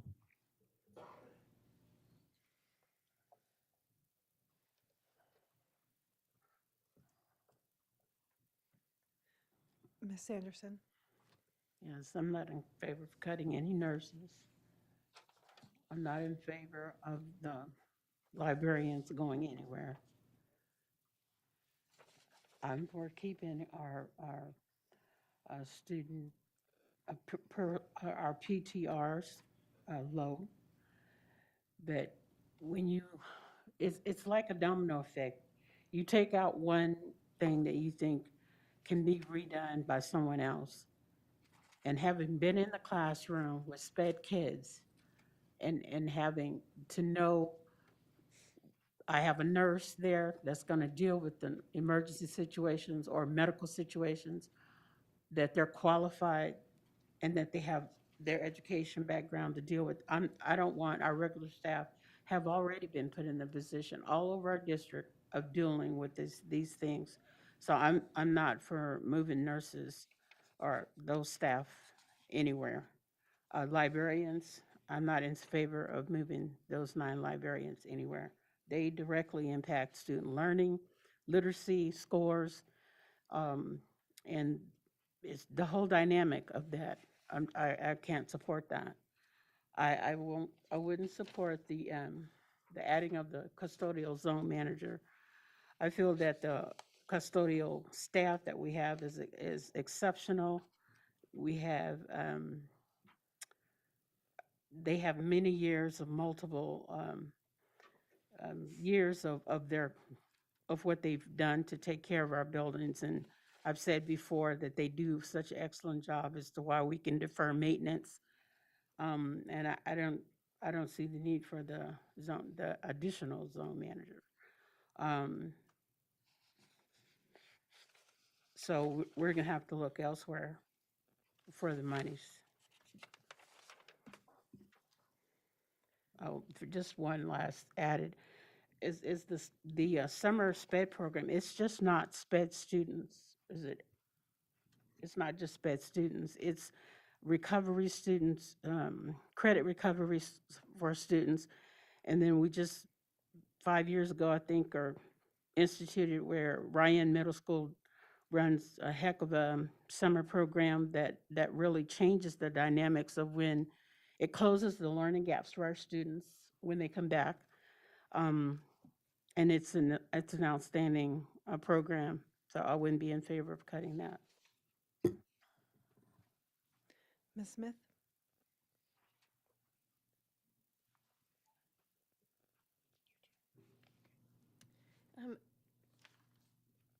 Through the chair, I just had a question for the admin about e-learning, if that's okay. Yeah.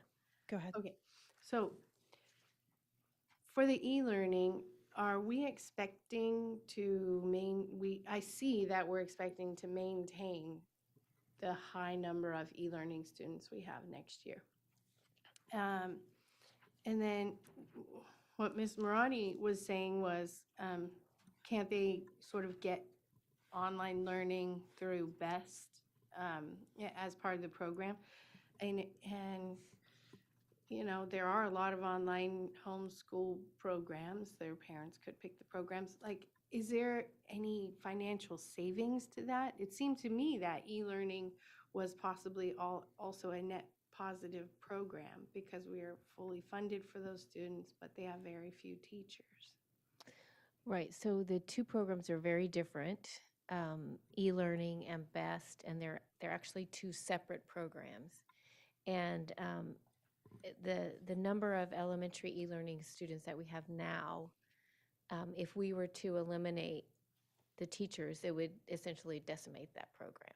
So what deciding to eliminate those 4 teachers would be the decision to do away with the elementary e-learning options for our school. So that's what that would mean. And then to me, that means we would be reducing choices for family. But BEST and e-learning are 2 completely different programs. While BEST families can access e-learning classes, it may not be the elementary classes that we offer. They just, while they might interact, they're very different. So to just say they can access those e-learning through BEST is not really necessarily accurate because they're 2 separate programs. Thank you. I mean, I understand they're not going to access the same content, but I guess what I was saying was I see that they could access some kind of online content. Basically, they could remain at home and do school. Exactly. In whatever manner they chose. But I guess my real question was, is e-learning also a net positive? Are we eliminating a program that was a revenue? So, no. Mr. Minor, you want to talk to that? Yeah, I won't speak specifically to the finances, but what I will say is that We can scale e-learning quickly, which we did this year. So if for some reason our e-learning numbers dropped, we could scale back on the number of teachers, which we would do. And then this year, we actually underestimated the number of students that wanted e-learning, and so we scaled up based on PTR and staffed it appropriately. And so given the number of students that are interested in the program currently, it is, a net positive for the district because you've got students interested in the program, and we staff according to the PTR just like we would any other classroom in the district. Thank you. And how many students are in the elementary e-learning? 132, I believe, was the last number that we had, and that was just a few weeks ago.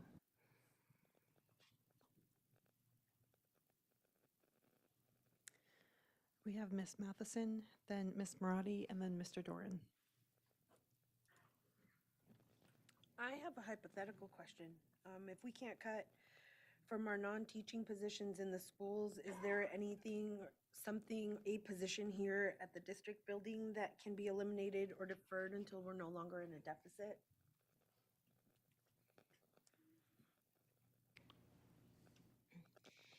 I think if we were to, we went through our department presentations, and it was presented what services would be eliminated with any cuts to this building. So depending on where we took that cut, whatever that work was would be transferred then to the schools or not done anymore. So the board would need to decide what services we don't want to provide for buildings anymore that they have to pick up. So for instance, with the business services, the support that we give to the school secretaries would go away, and they would have to pick up whatever they were doing.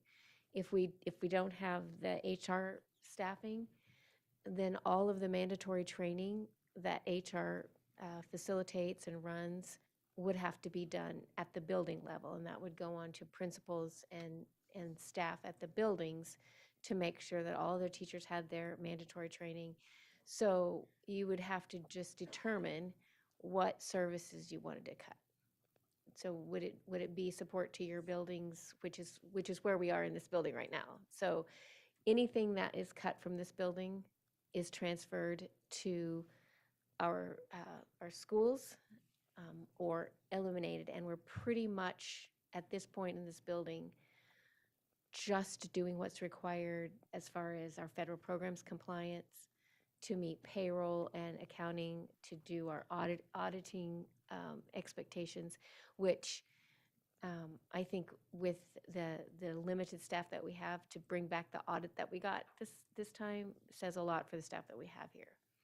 So what's been happening in this building is that over the last several years, they've been cut in different positions, but the body of work has remained.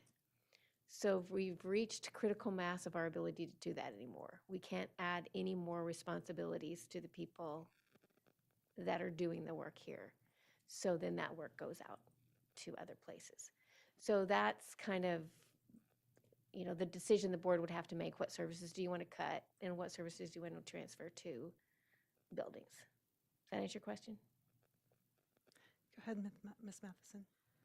So if we were to cut here at this building and those responsibilities get transferred to the schools, am I understanding that there would not be very much savings by doing that, or? Yeah, no, I would say that's accurate. The savings would be eliminated by the increased burden on buildings. So somebody has to pick up that work. So maybe you end up paying overtime to a secretary or an SS staff person to pick up that extra work, because they would have their own full body of work, and then whatever's being transferred to them that previously was done here.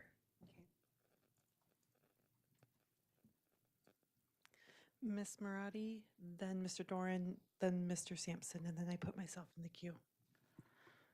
I do not support eliminating nurses, especially at this time when COVID is still hospitalizing people in the U.S., all over the U.S.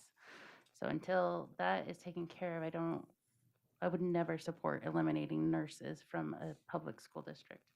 Also, to be clear, I am suggesting that we eliminate elementary e-learning at this time. We can't have our cake and eat it too. And while I appreciate family choices, we can't afford duplicative programs at this time, in my opinion. Thank you. Mr. Doran? Thank you. To address my suggestion of cutting the elementary e-learning is, and I'd make a real distinction between that and the secondary e-learning. The secondary e-learning I've seen at the high school level over the years that has tremendously improved in what it's been doing, and it's had some variations on it, but and having a certified teacher there has been really, really helpful. And I've seen the development of conversations on the secondary level and for students, especially those who may transfer into our district or maybe transferring, like especially military students, but other students who may transfer during their high school. They've been able to meet graduation requirements, and that e-learning has been very, very helpful with them. So any number of reasons I want to keep the secondary e-learning going. The elementary, though, why I look at that is we put that in primarily as a response to the COVID situation and remote learning needs. But they are elementary, and by that nature, an adult needs to be home with them. And so it's really, the adult may not be doing the direct teaching, but they're doing obviously a lot of teaching and a lot of support to make sure the student is there online and can be seen and getting their work done and sending it in and doing all of that. So they're doing a lot of what a homeschool parent would be doing. And I do think within homeschool, within our BEST program, we have those opportunities, as has been mentioned, that they can access, as homeschool parents may do, access any number of programs that somebody else is teaching and the adult is there as backup and support, where they may be teaching it themselves. But elementary e-learning, some adult is there. So effectively, I think we can better use that money and that staffing in the classroom. To the Barnett, the idea of adding, if we look on page 215 in our budget book, Barnett, if I read this correctly, already gets 3 additional staff as a magnet school, 2 magnet exploratory teachers. They get a school program secretary that's in addition to their normal attendance and admin secretaries. So they're getting 3 additional staff, and with the 0.5 aid, actually looking at other school staffings, that's an additional allocation to, so I think it's 3.5 positions, 2 certified, 1.5 classified positions given to Barnett. And so I don't support adding more additional staff to that. And for the nurses, we use nurses kind of broadly. The fact of the matter is that many of our schools don't have nurses. There's a shortage of nurses, and we've used various health certified, certificated people to fill that nursing piece. But we need those health staff members in the schools. I do know what if the nurse or the health person is out, that the extra work that puts on office staff to give meds, address first aid needs, other needs, I mean, there's a lot and a lot of exposures that potentially we have, but we do training for that. they take on those responsibilities. So I'm not in favor of cutting those health professionals within our schools. So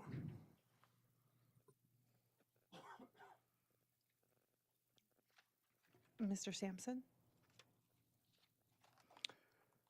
Well, I would propose we can have our cake and eat it too for another year.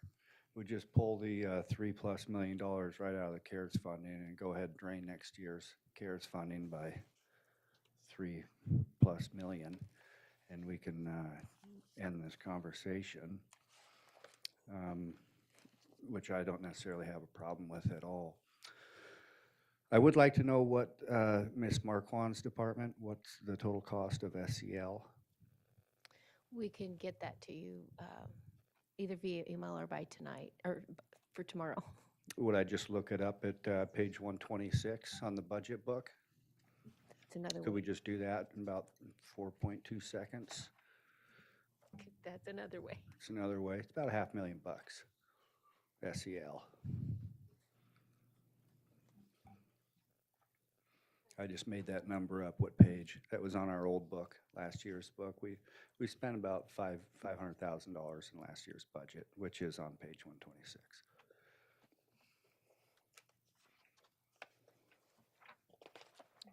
Do we have that page number? It's under Student Support Services. Page 126.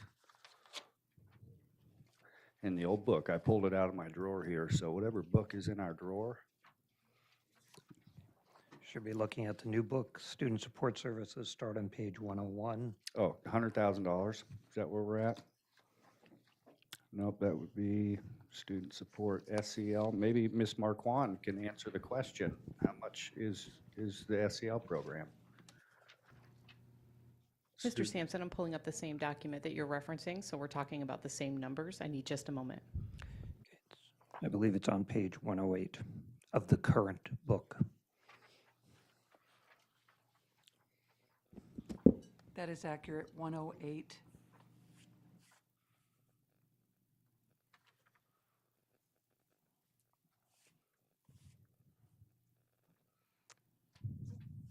So on page 108 of your budget book, you can see the breakdown of how the social emotional learning and prevention. And what's that dollar amount? I don't need the book, I just need to know what the dollar amount is here. I said it was about $500,000. Right, 546, 162. Thank you. A little over $500,000. Social emotional learning program.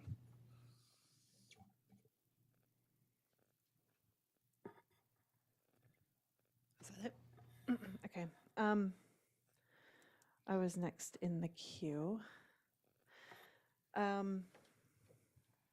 don't necessarily disagree. Mr. Doran, you mentioned Barnett does have extra student or staff. They have one extra secretary, which I do believe that they were losing this year in the budget. Well, they do have the one extra because of the magnet school status and the extra things that they're doing with that being a K-8 and not a K-5 or a K-6. And then also with, I was talking about the educators that are in that school, restoring the teachers, the educators in the classrooms, not necessarily support staff, just the educators within the classroom. Because of how it's built, if those educators go away, then the magnets system or the magnet program itself is no longer a viable magnet program. And we would need to consider restructuring that school from a magnet school to a regular neighborhood school. And quite frankly, in my opinion, having that discussion this year is a little too late. If that's a discussion that the school board would like to have, future discussions I think could be had. I just think that maintaining, like we've talked about, this program at the current level of educators is vital in keeping that option alive and viable for the magnet program. And as Mr. DeGraw mentioned at a previous meeting that if we wanted to maintain that PTR, just state that it's the will of the board that we maintain it at that lower level to ensure that we can keep those educators there. And I do believe that with, middle school going 6, 7, 8, I do believe that they will not have a problem filling the middle school. And I do know that this last year they did due to COVID and all of the other things that were going on. But they have maintained regularly those programs. So I would just make that recommendation. It's not the support staff, but it's truly just to maintain their program as a magnet program and to keep that option alive within our district. And I'll come back to my question later. But Mr. Doran?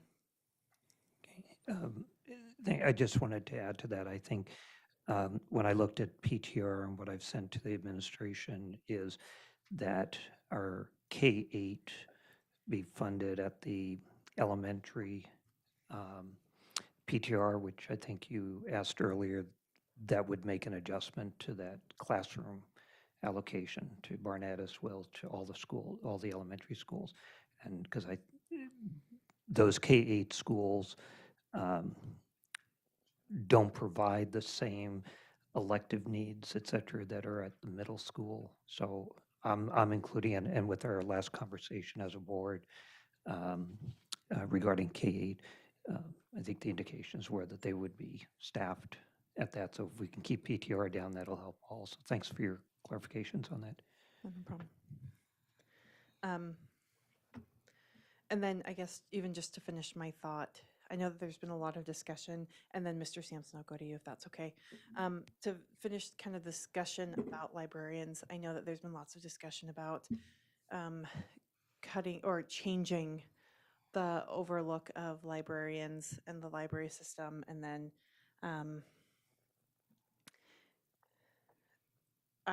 within the book, it mentions that the library aide position, secondary library aide position, is that a savings of only $214,000 if that position gets cut?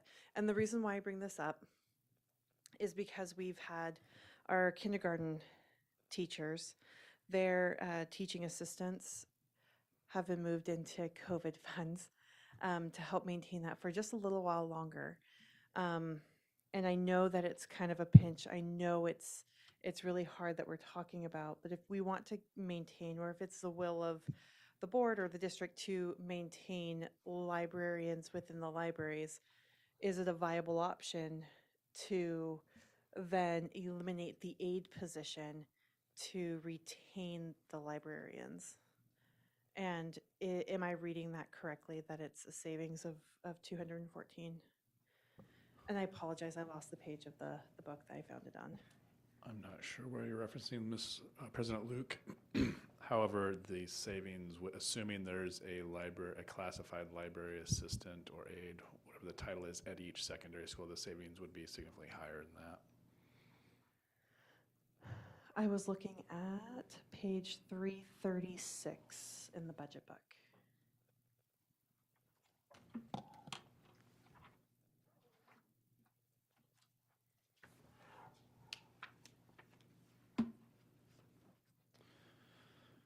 So that would probably reference only the library assistants at the high schools, at the 4 high schools. So then if you were looking at all 9 secondary schools, it would be somewhere in the neighborhood of $500,000. Okay, thank you. Mr. Sampson and then Ms. Marotti.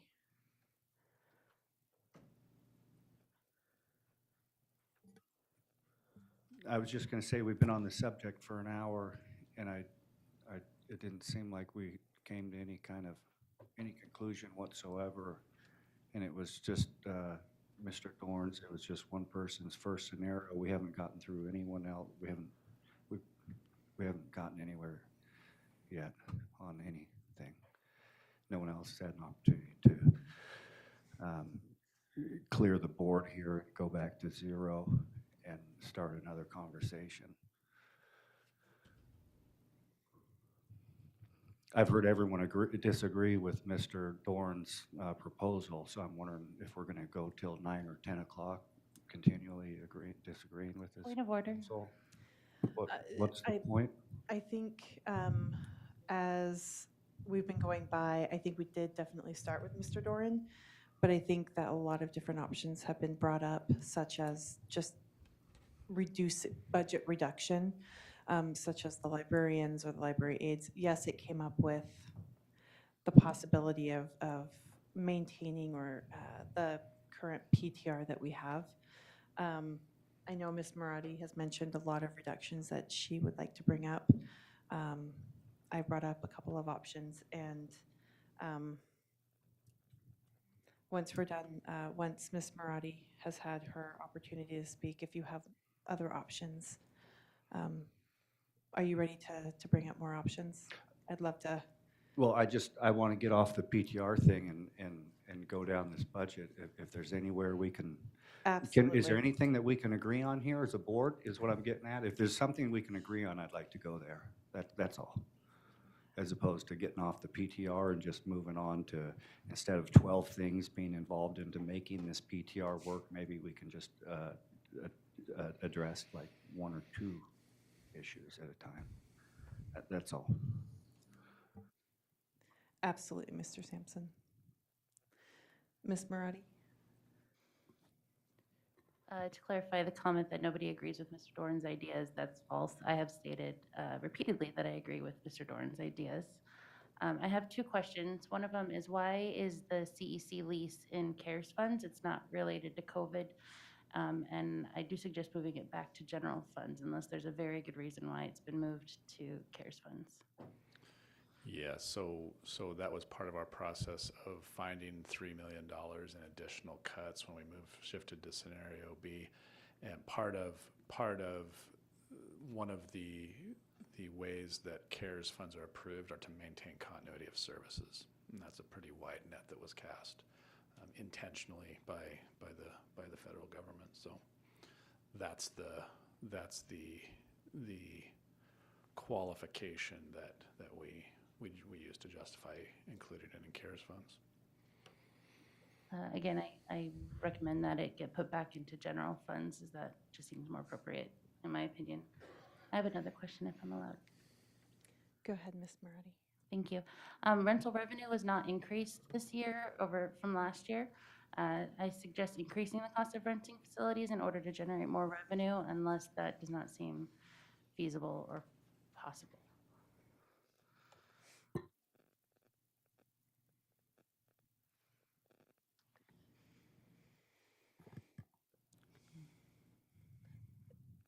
So that has been a conversation about increasing for facilities rentals, specifically gym time. We are looking at doing that. May I follow up? Go ahead. Well, I appreciate you looking at doing that. It's not, it doesn't show that in the budget right now that we're looking at. So it'd be great if it could be in the recommended budget if the rest of the board agrees.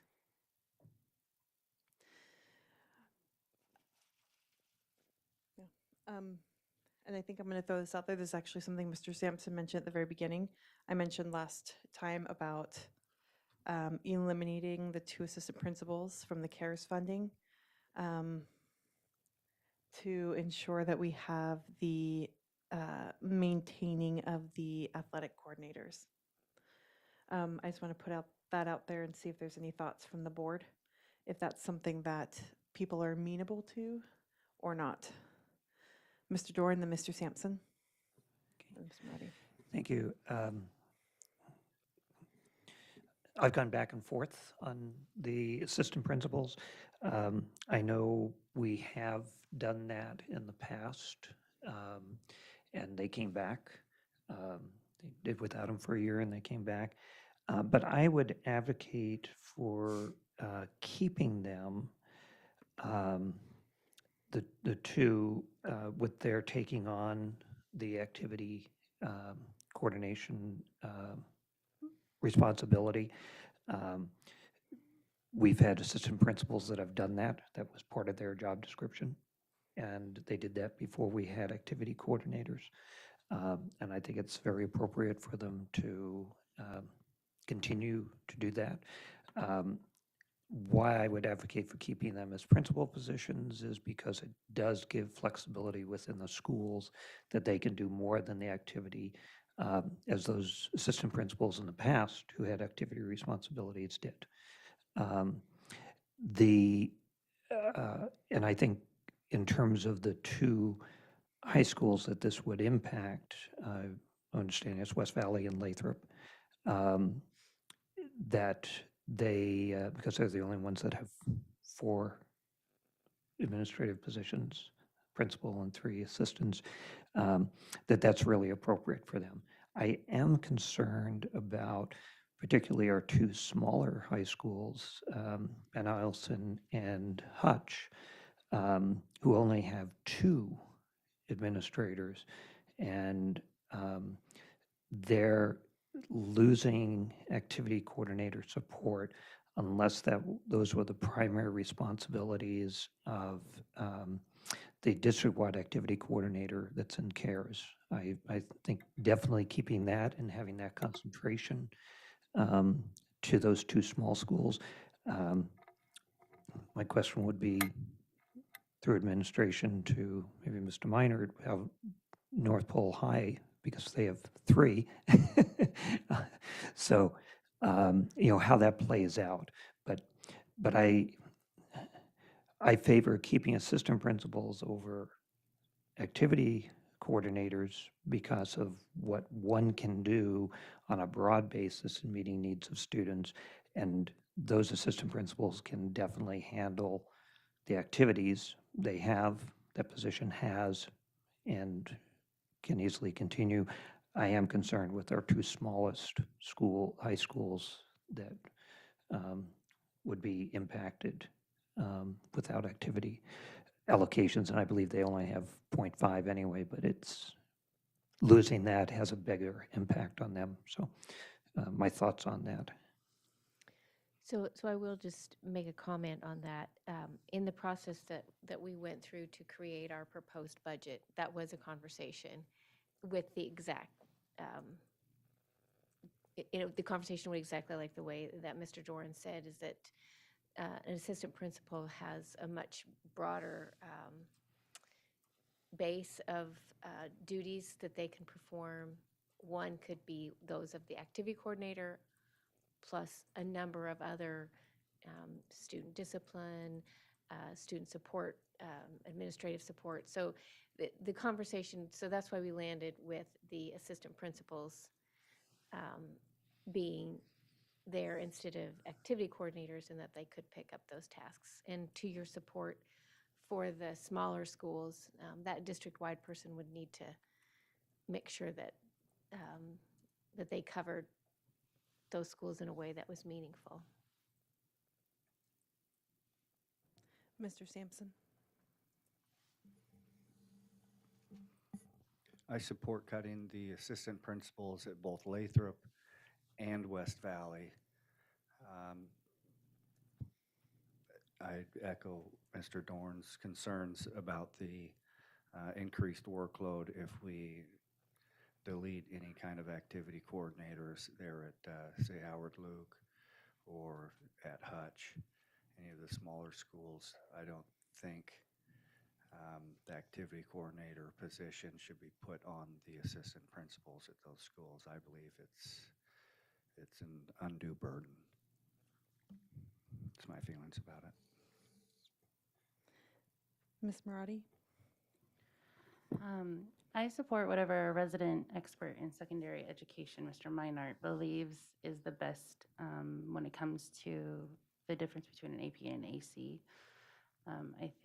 I understand what they do, but I don't deal with it day to day, and I don't have, I won't be impacted. I'm not sure how much the students will be impacted. So I'm not expecting Mr. Meinert to make a statement about that right now. I'm just, that's my opinion, is that when it comes between the AP and the AC positions, I think that Mr. Meinert is more qualified than I am to make that decision.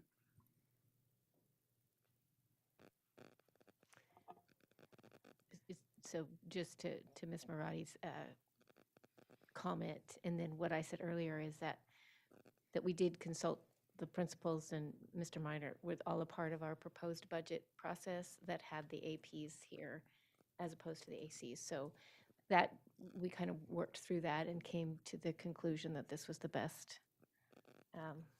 So we proposed it in our budget.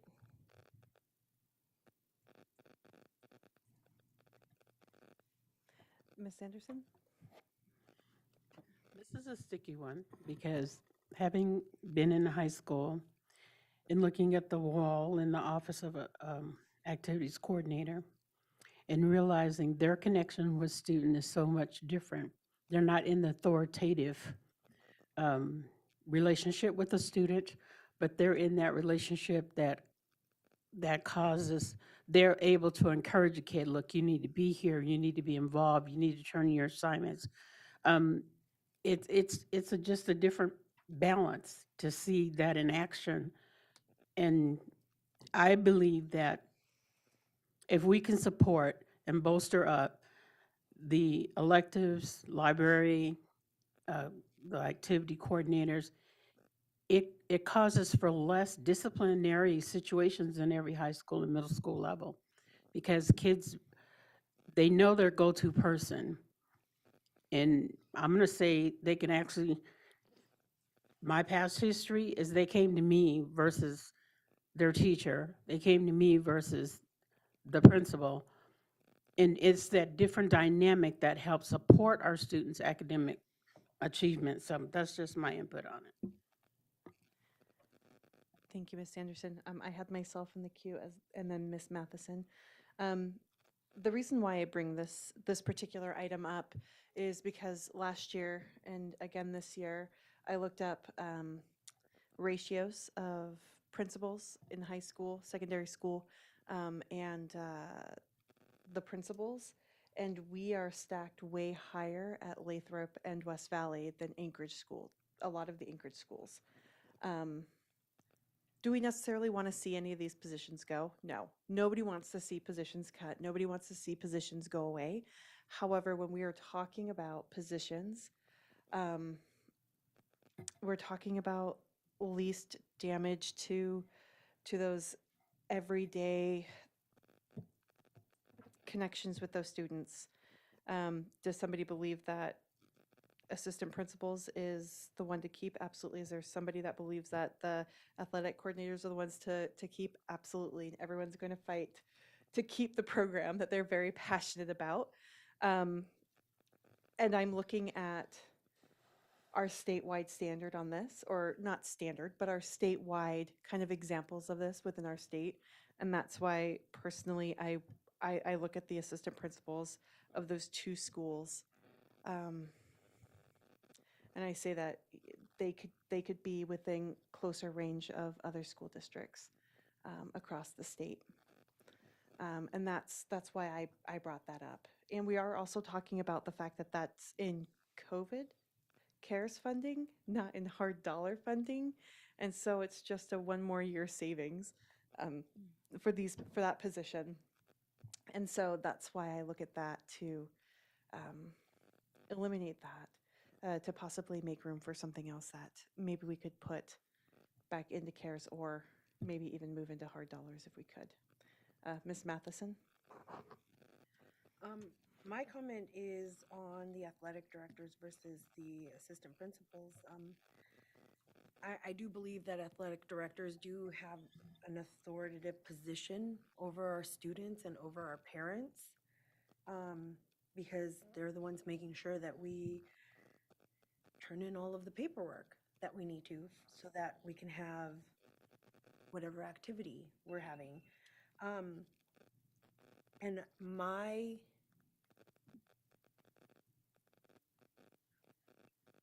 I guess my point of view, at least at West Valley, is that our students have great interactions with our assistant principals. They love our assistant principals, and we have wonderful assistant principals. So I totally agree with keeping the assistant principals. I think that they are authoritative, just like the athletic directors, and we have good relationships with them.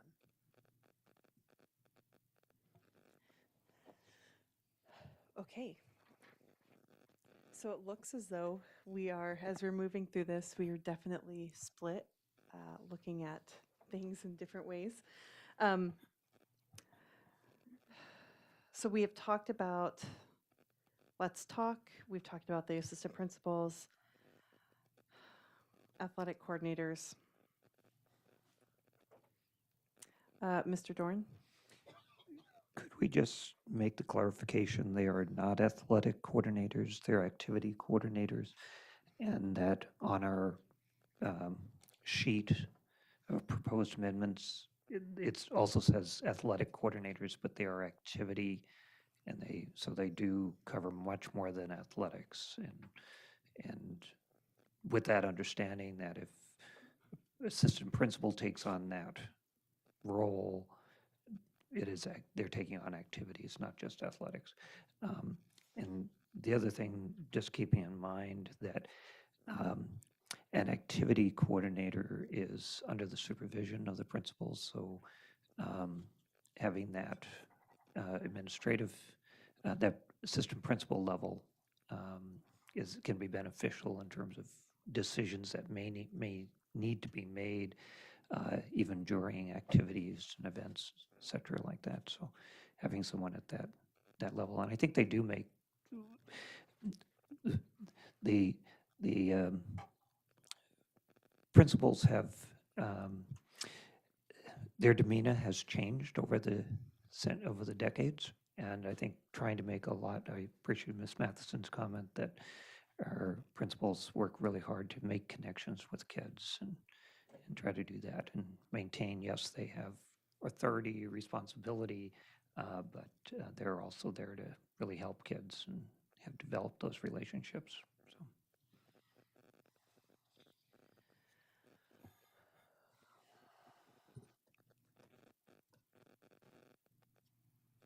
Can I think I just want to make a quick comment.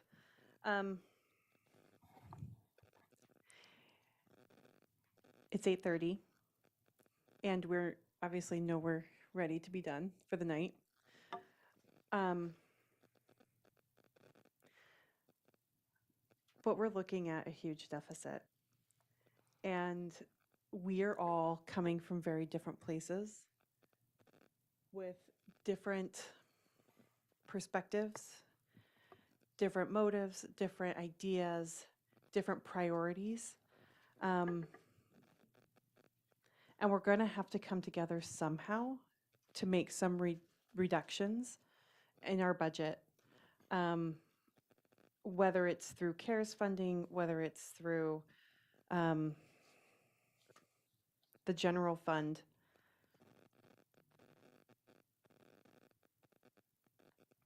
But we're going to have to start making some choices here, because we have the rest of tonight, tomorrow, Wednesday, and into Thursday if we need it, to make some decisions. And as a reminder, this is I'm going to say this wrong, Ms. Moline and Mr. DeGraw, proposed budget that we're bringing to the Borough Assembly. And we will not vote on our finalized budget until the end of May and June. So if there is still, not saying we want to make tons of changes, because that's not what I'm saying, but I'm just saying if there is still a tweak here or there that we need to do,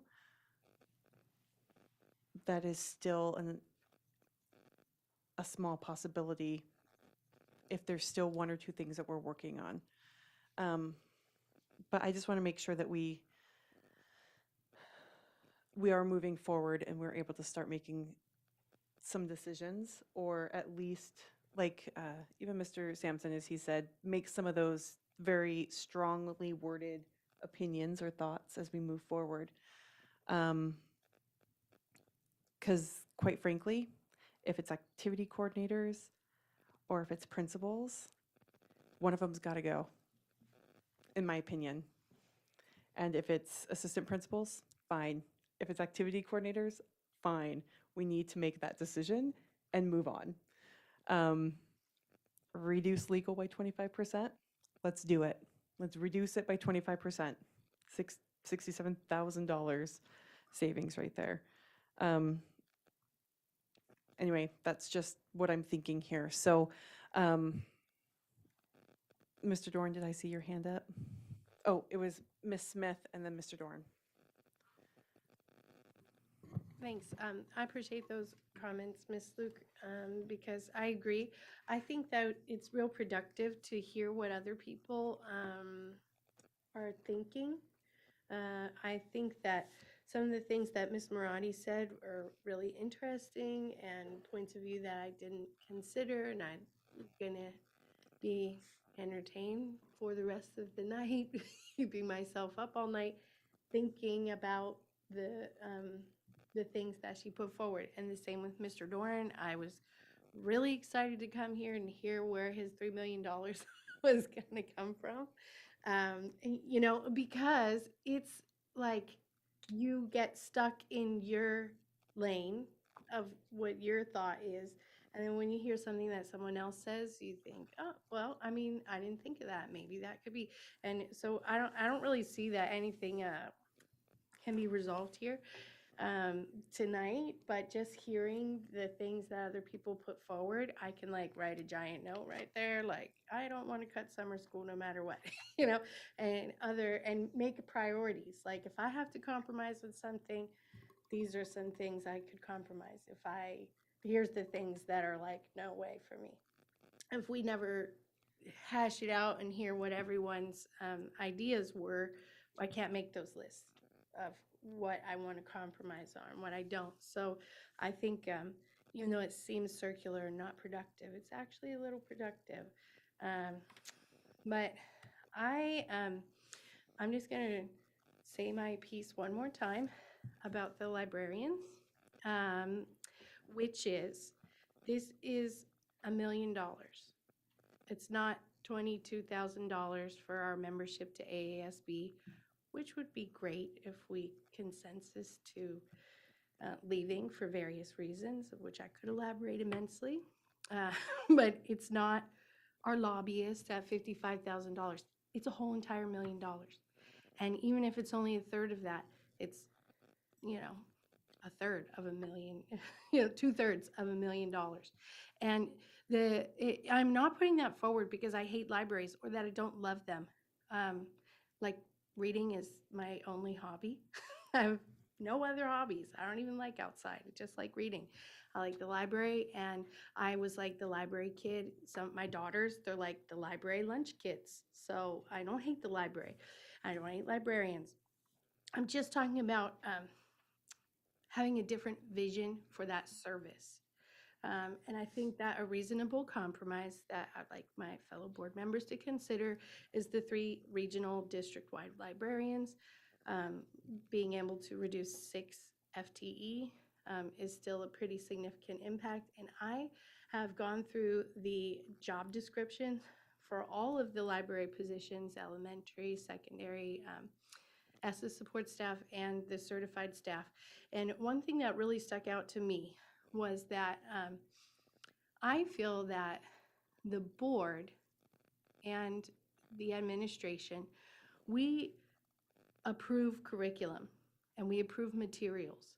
And that a lot of the argument here is that the librarians are doing this elaborate teaching, and they're not teaching from our approved curriculum, and they're not teaching to a particular standard that is not being required by other teachers. I mean, as nice as the things that they're teaching are or might be, they're, to my knowledge, I mean, we don't have a library class. We didn't approve curriculum for that, and we need to get really good at the thing that we're supposed to be doing, which is teaching our curriculum to our standards before we start spending more money on peripheral educational input to the students. Like we're not losing the library. We're not losing the students' access to any books or materials in the library. I mean, I think that the students would see very little access to the library change with this, and that the things that are on the certified librarian job description, in my opinion, could easily be done on a district-wide or regional level. And that it is just about we don't have to always keep everything exactly the same.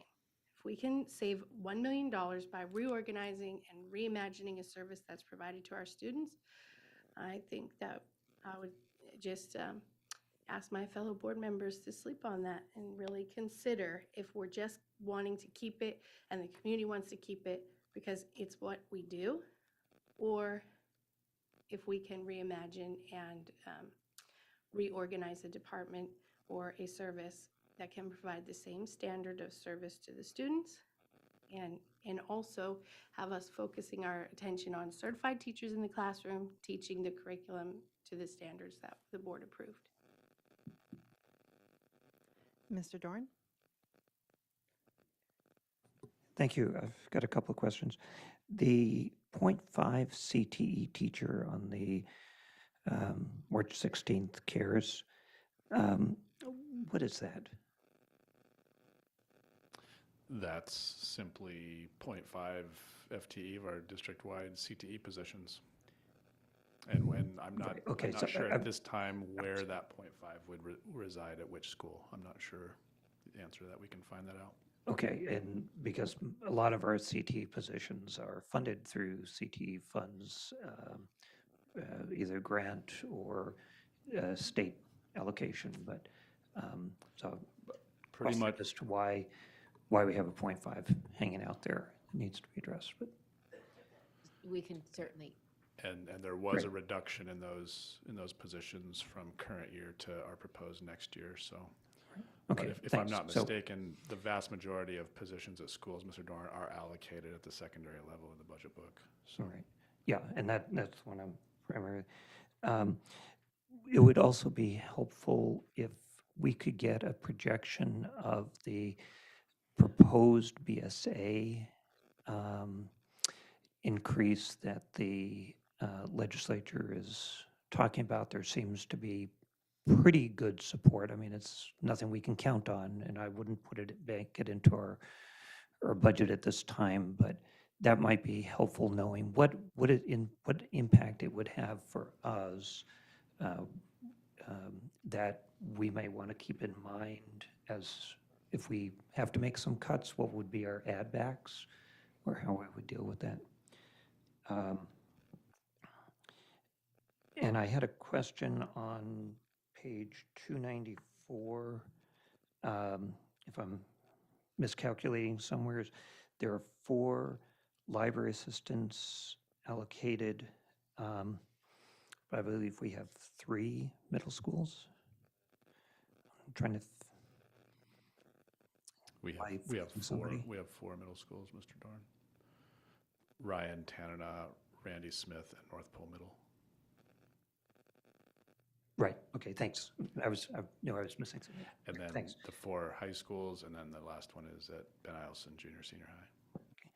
And then I have 2 other questions, but I can hold if someone else wants to get in the queue. Ms. Marati?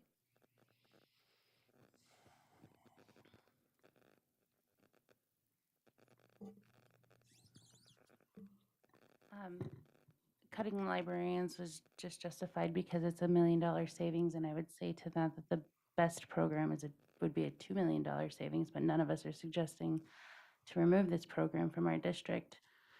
Again, I would never support a budget that eliminates certified librarians from our district. I just can't even imagine a school without a certified librarian in it at the secondary level.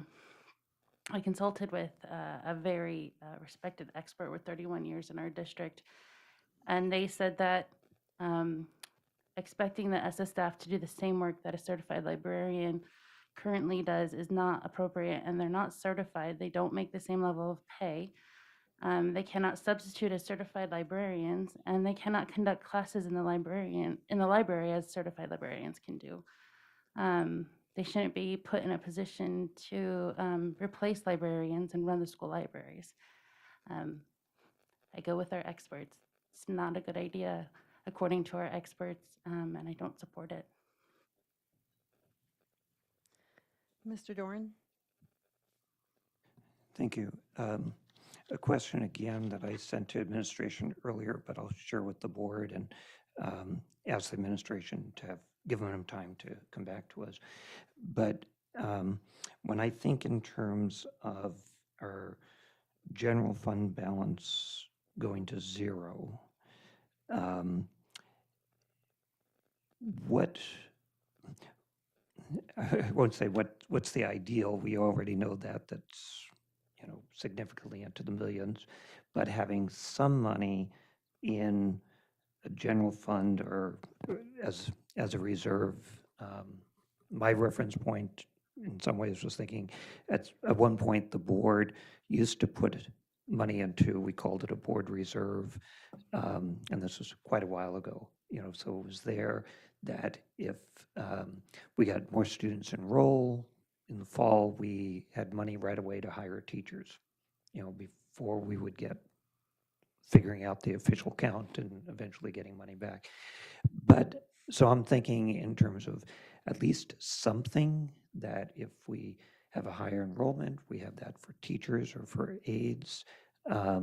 If there is an emergency, if we're at zero, what's our backup? And should that be part of calculation? So maybe if in general you could, administration could address that. I do have some thoughts beginning to start where I would maybe move some money into that general fund reserve.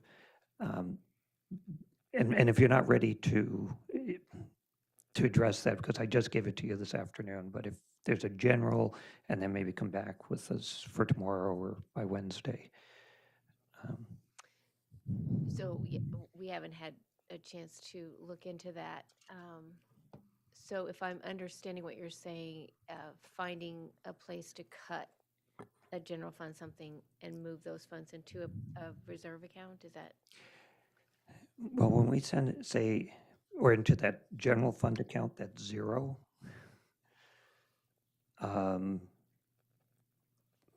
It puts us You in know, a even very having a difficult couple position. $100,000 might be, you know, I'm just looking at that big picture and wanted to, why I mentioned it tonight, not to put you on the spot, because I said, and so the board knows I only gave it to you this afternoon as a question. But that the board knows where I'm thinking on Phil. So. Yeah, we can, you know, we can certainly look into that, Mr. DeGraw. Yeah, we can look at those, you know, as considerations. And obviously, I'll just say tonight we're in a difficult situation. Off the top of my head, I don't know where we would find reductions in order to shift. I hear you loud and clear. You're preaching to the choir with me, Mr. Doran. But you know the situation that we find ourselves in. I'll be honest, that's going to be difficult. But we'll look at some options, and if we can see something that makes sense, we'll put something forward. And if I may relate it to that, Mrs. Luke, is that, you know, in part when I ask what, if we did get a boost from the legislature on the BSA, or they did a one-time supplement, I know the proposal right now is to make sure we get one or the other, which would be about equivalent, but what chunk of that we would expect to get approximately, is that if that came in, we may not want to say, oh, well, we're going to spend it right. We may want to save some of it for fall and see what we need in some ways. So I'm kind of thinking that way. Two things that did cross my mind that I would consider and just put out there was the idea of invest. There's an increase of $40,000 for marketing, and I would suggest that that possibly could be used as a reserve. And out of FMD, approximately $100,000 if we mothballed Nordell rather than have it facilitating as a building. And I believe that's approximately the number that would be the difference from what I've asked earlier. So, I'm just looking at different ways we might be able to get some buffer for the fall if we needed it, so. But my main concern is that buffer. Mr. DeGraw? Just for information for the board, I'm not sure if I've reported straight to you folks as a body. I did have the opportunity to cost out HB, is it 271, the BSA increase bill, 272? Okay, HB 272. It would add approximately, based on our existing enrollment projection of 12,191, it would add approximately $5 million to our revenue, 5.1 million. In year 2, because the hold harmless is stepping down the last 25%, we would lose $2 million. But that would still be a $3 million increase from what we're expecting right now, if that makes sense. So in the next 2 years, it would provide an additional $8 million in revenue, $5 million additional compared to current estimates in FY23 and FY24 would be $3 million additional. So we would increase 5 and then drop back $2 million of those dollars. Just the obvious caveat asterisk that I certainly I will pledge right here and now to eat my hat at this table if that.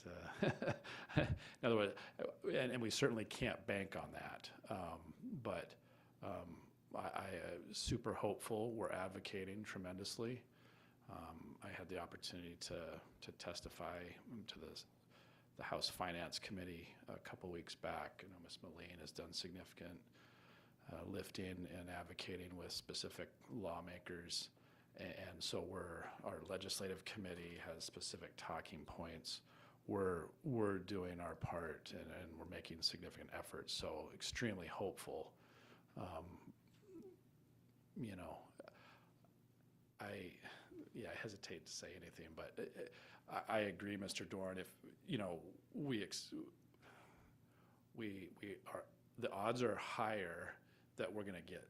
Hopefully, we get a one-time appropriation at least, something. I think the latest estimate of additional revenue at the state level is $3.2 billion.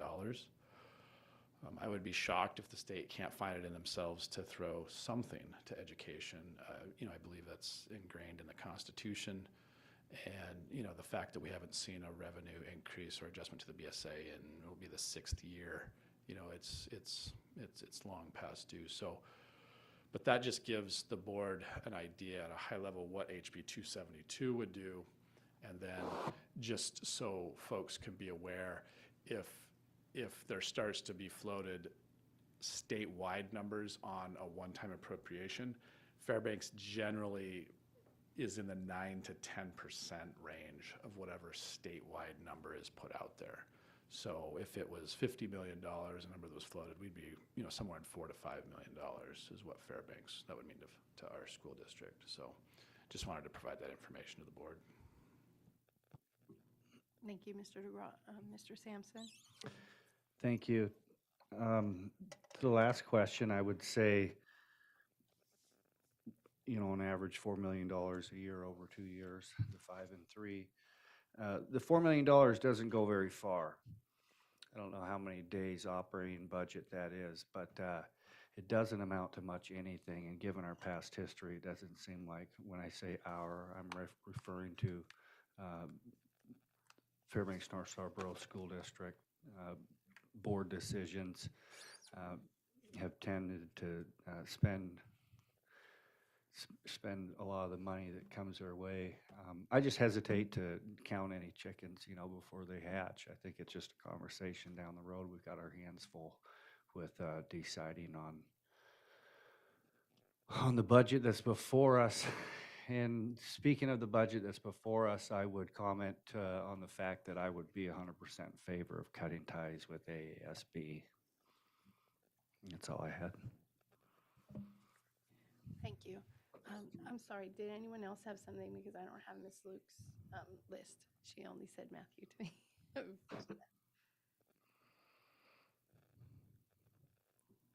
Ms. Marati? I think we haven't talked much about band and orchestra tonight. And I think it's because it's been moved to general funds. Well, it's being proposed, sorry, it's being proposed to be moved to general funds based on the SPED funding. But I do want to talk about the intent of the board, if the board wants to, the intent of the board with that move. The options that we were provided are significantly geared towards 612.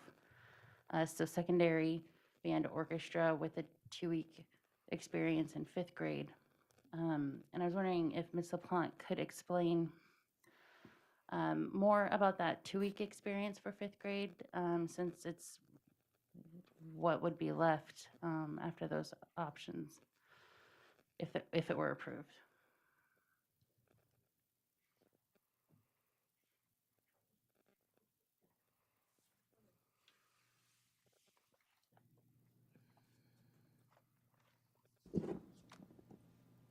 Go ahead.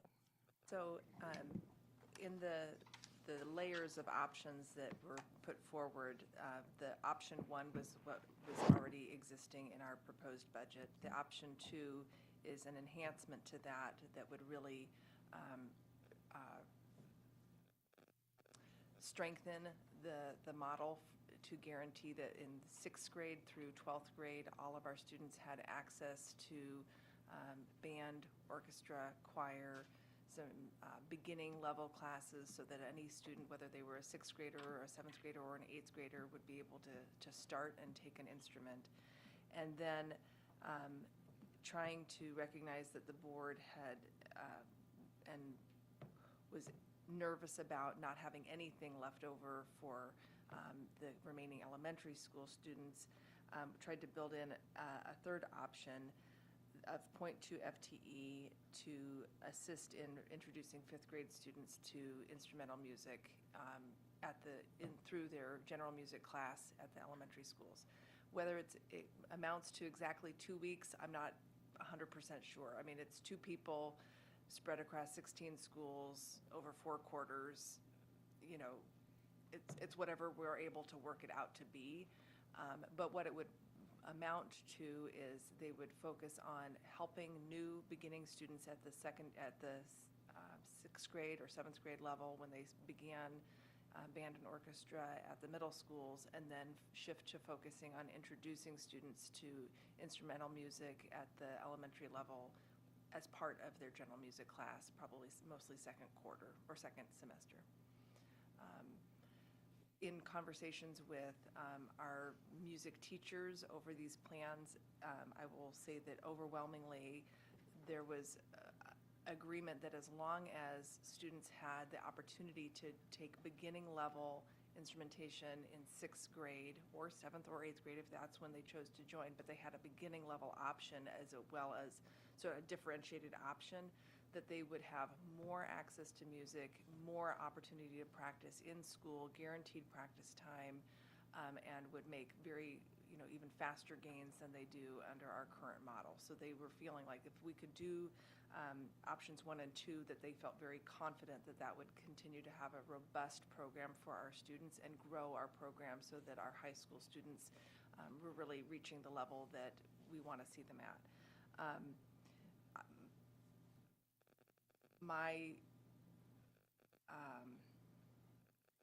My personal feeling, and I'll just claim it as my personal feeling, is that option 3 is something that could be added on if we potentially see financial, things stabilizing, if we see additional money coming from the state.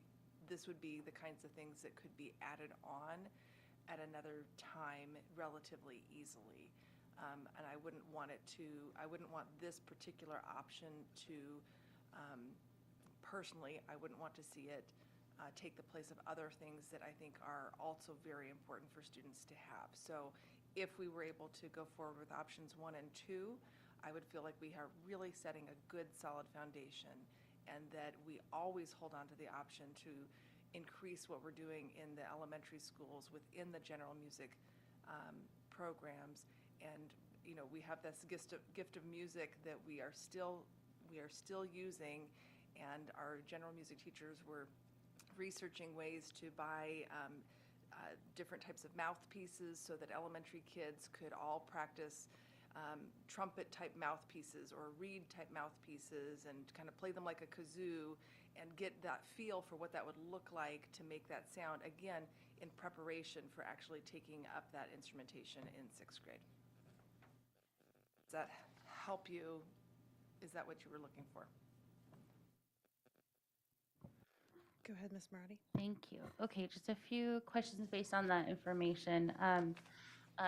So rebuilding the secondary band and orchestra elective, we've talked about in the middle school level, if it's an elective, but they want to go do something else, then they have to choose. So is the plan, if we fund or approve a budget that includes enough FTE for the options to work, is the plan to have 2 electives in a middle school? So I think that this makes it much more possible for that to happen, and then I need to turn it over to Mr. Minor for the rest of that answer. So middle schools are currently working through schedules, but it is their hope that they would, in most instances, be able to offer 2 electives to give them more opportunities for not only band and music, but art and STEM and all the other great electives we might be able to offer. So building on that then, what that means is that this option would benefit students, even if they didn't choose to do music, they would still benefit from this option. May I follow up? That is good news, that's the plan, and I appreciate the combined support. I think if I know correctly, Tanana Middle School offers 2 electives, but one of them is PE and it's required. So it doesn't really provide the 2 elective option if, say, they wanted to do band and orchestra and another elective, or shop and another elective. When we say that there's 2 electives, is PE included in that? PE would not be included in that.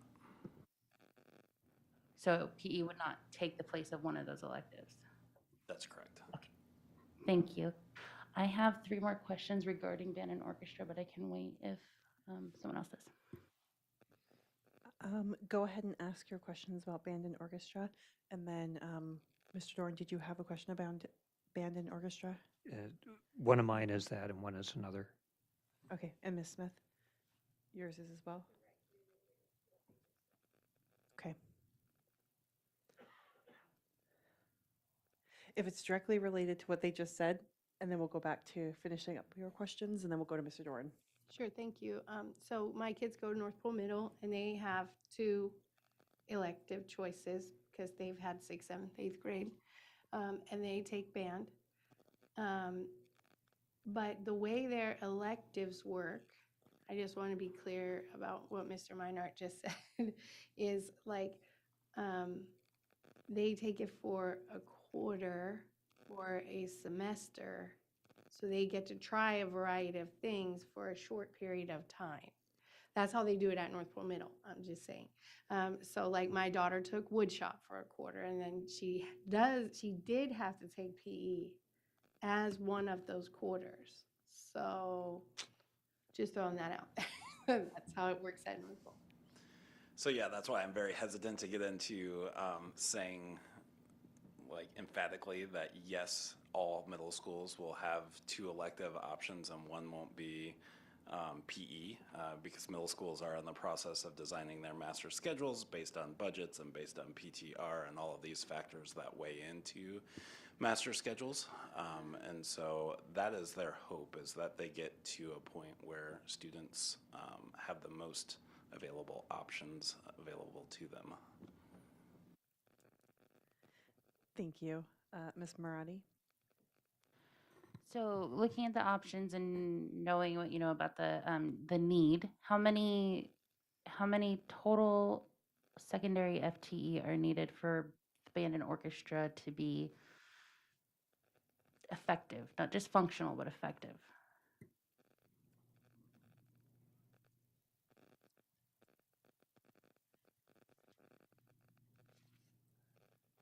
not sure I'm understanding where your question's coming from, or what your question exactly is. It would be exactly what's on the paper here. Okay, I don't have the paper in front of me. So it's, we have 7.5 FTE that's already embedded in the program, 14.5. the 3, and then the additional 3. 13.5. Yeah. If the board, may I follow up, sorry. Go ahead. If the board were to provide more than that 13.5, what would be the plan for those FTE? Because that was actually mentioned at a previous meeting.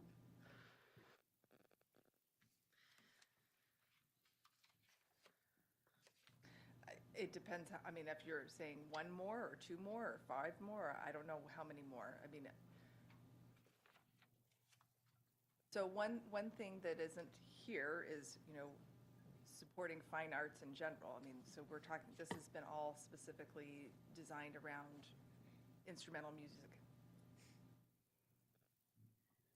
So what would be needed then on top of the 13.5 to then have an effective band orchestra program, elementary? To go back to an elementary full-out program. So that 1.2 million.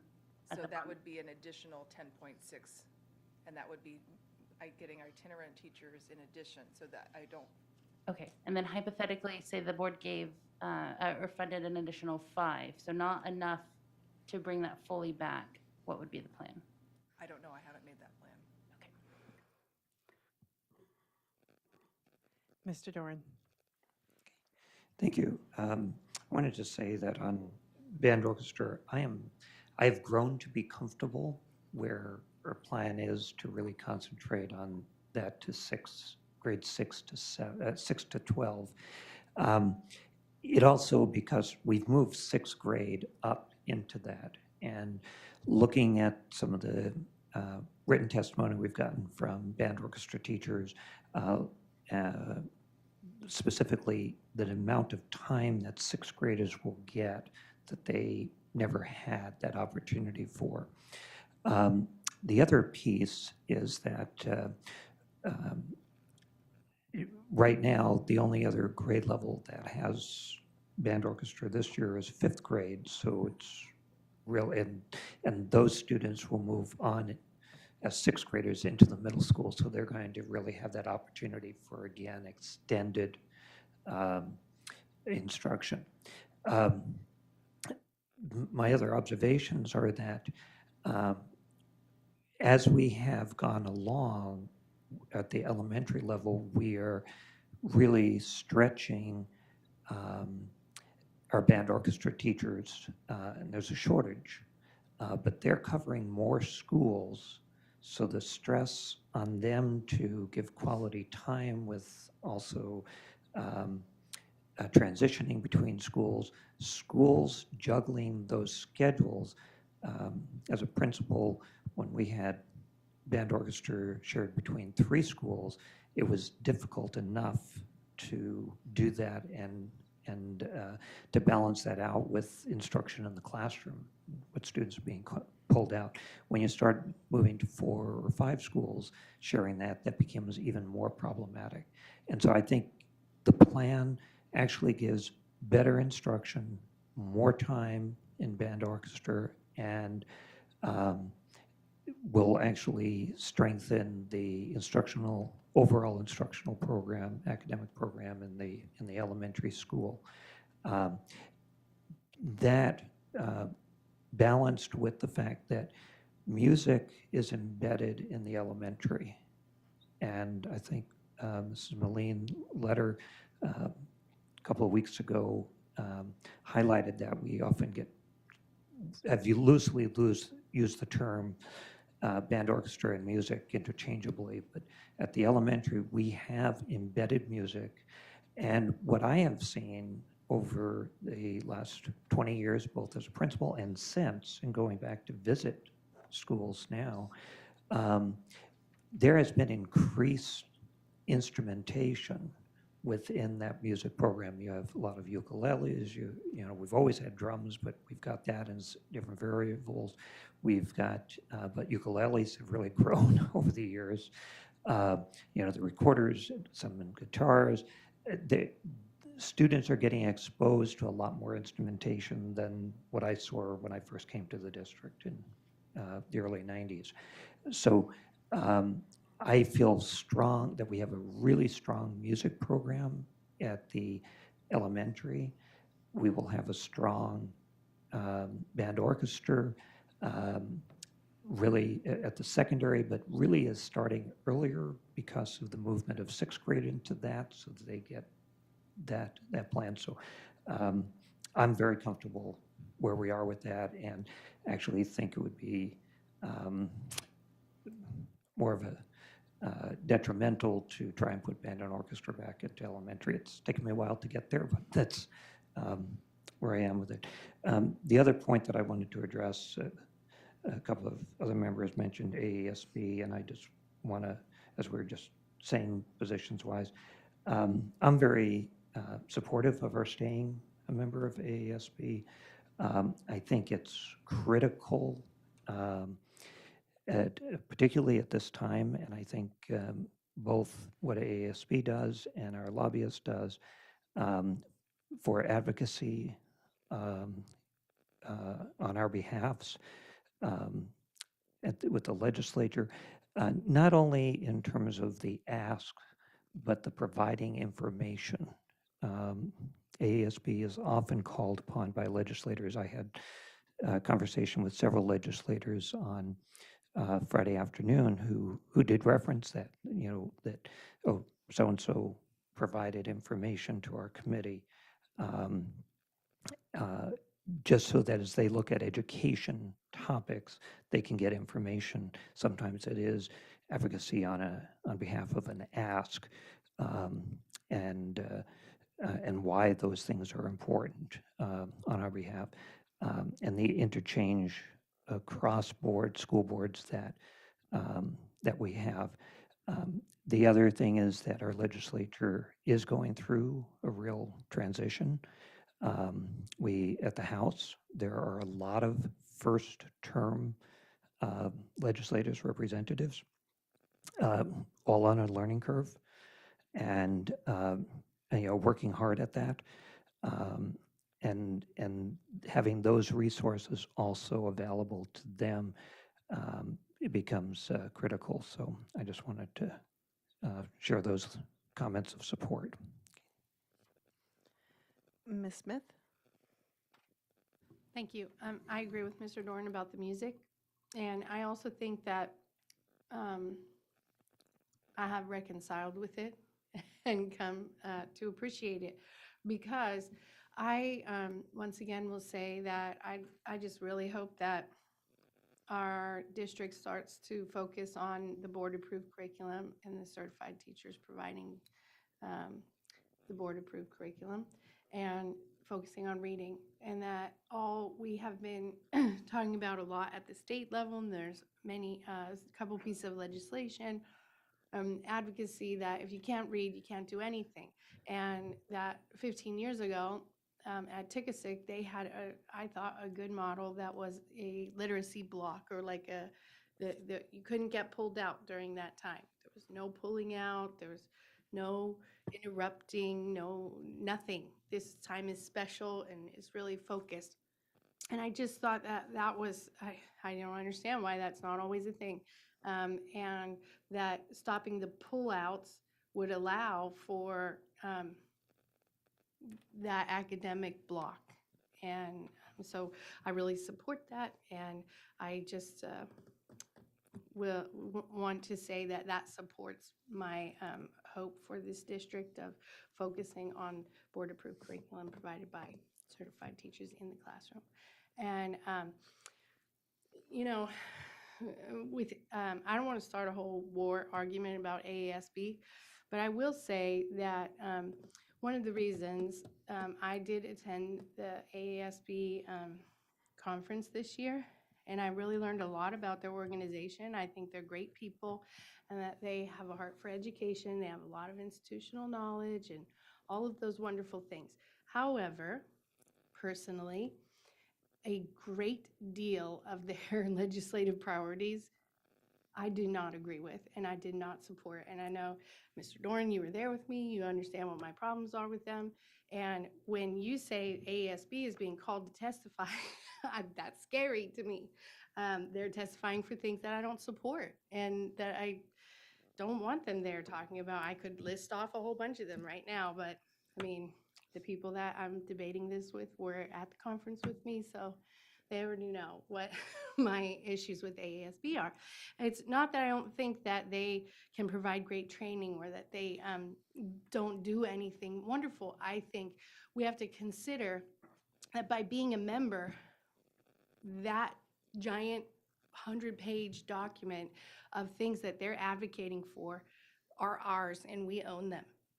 And that when we give them $22,000, we're helping them to lobby for the things that are in their legislative priorities, which are not my priorities. And I don't think that they're the priorities of a lot of this community.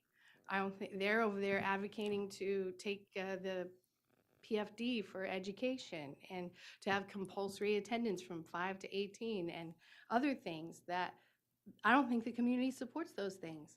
And they're in the document that ASB puts forward to the legislators. And those are the things that they testify about. And I'd rather not fund those things. And I'll just ask my fellow board members to not consider the awesome people that come here and provide us interesting guidance for our conversations, but more to consider that our funds support their priorities and their testimonies that may not be in line with our constituents as we are elected by the public. For the lobbyists, I did spend a week in Juneau talking to a lot of people about a lot of things. And Senator Kawasaki said something that really impacted me there, which was that he sees himself as our lobbyist. And I never really thought of that. And he said, that's why I'm here. You elected me to come to the legislature to, you know, compel the other members to what's right for Fairbanks. And that our board, I mean, I don't want to put words in his mouth, but that is the exact thing he said, is that he's our lobbyist. And that we should be more effectively lobbying our local representatives right here in town. We don't need to go to Juneau for that. And that they should be carrying our message, whether they like our message or not. We're their school district, and that they should be carrying our message to Juneau for us. And that we need to more effectively communicate that to them. And that do we need to pay $55,000 to a lobbyist to do that job for us when we have 7, 8, 30 people here who are all their constituents who could do that as well. So like I said, I'm not really into like $22,000 here or there. I'm into the message that we're supporting with our money, and I don't support that message. So that's a whole other argument outside of the budget, I guess. But the music, I don't really see any other answer, and I think it supports our overall goals.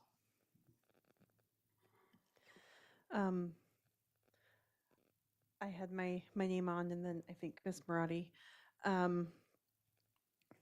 It looks like there's a general feel that the music program, that people are very happy with it. Ms. LaPlante, I know that's been a huge carry as we've been going through, so I'm not going to belabor that. So thank you.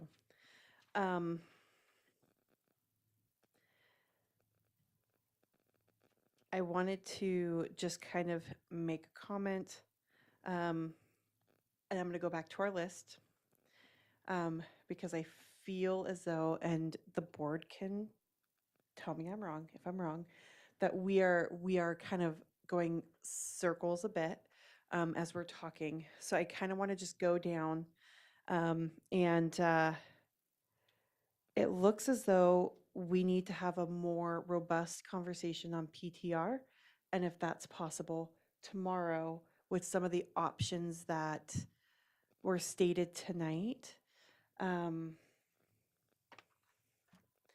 along with some of the options that Ms. Marati had stated in her list. And Ms. Marati, if you could take all those items and just email that to Mr. DeGraw, Ms. Weaver, Ms. Moline, Sharon, and myself, so that we could have that that you had mentioned. The 2.5 certified positions, those educator positions at Barnett, which go under the PTR that has been discussed, reduction of legal services by 25%. And I know that we talked a little bit about the difference between the athletic coordinators and the assistant principals, and some different ways to navigate that.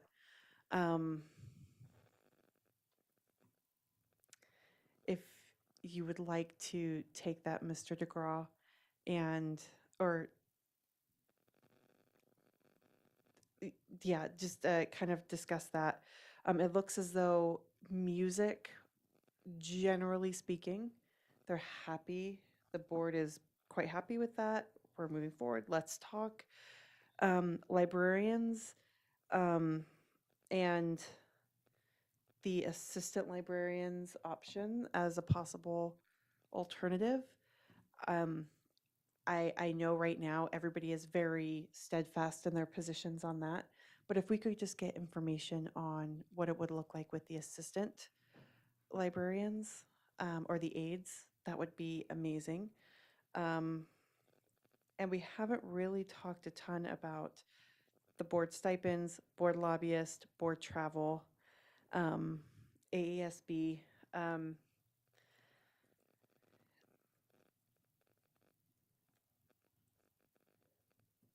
Board travel is 15,000, board lobbyist 54,000, board stipends total is just less than 80,000 for the year, and AESB is about $23,000 for the year.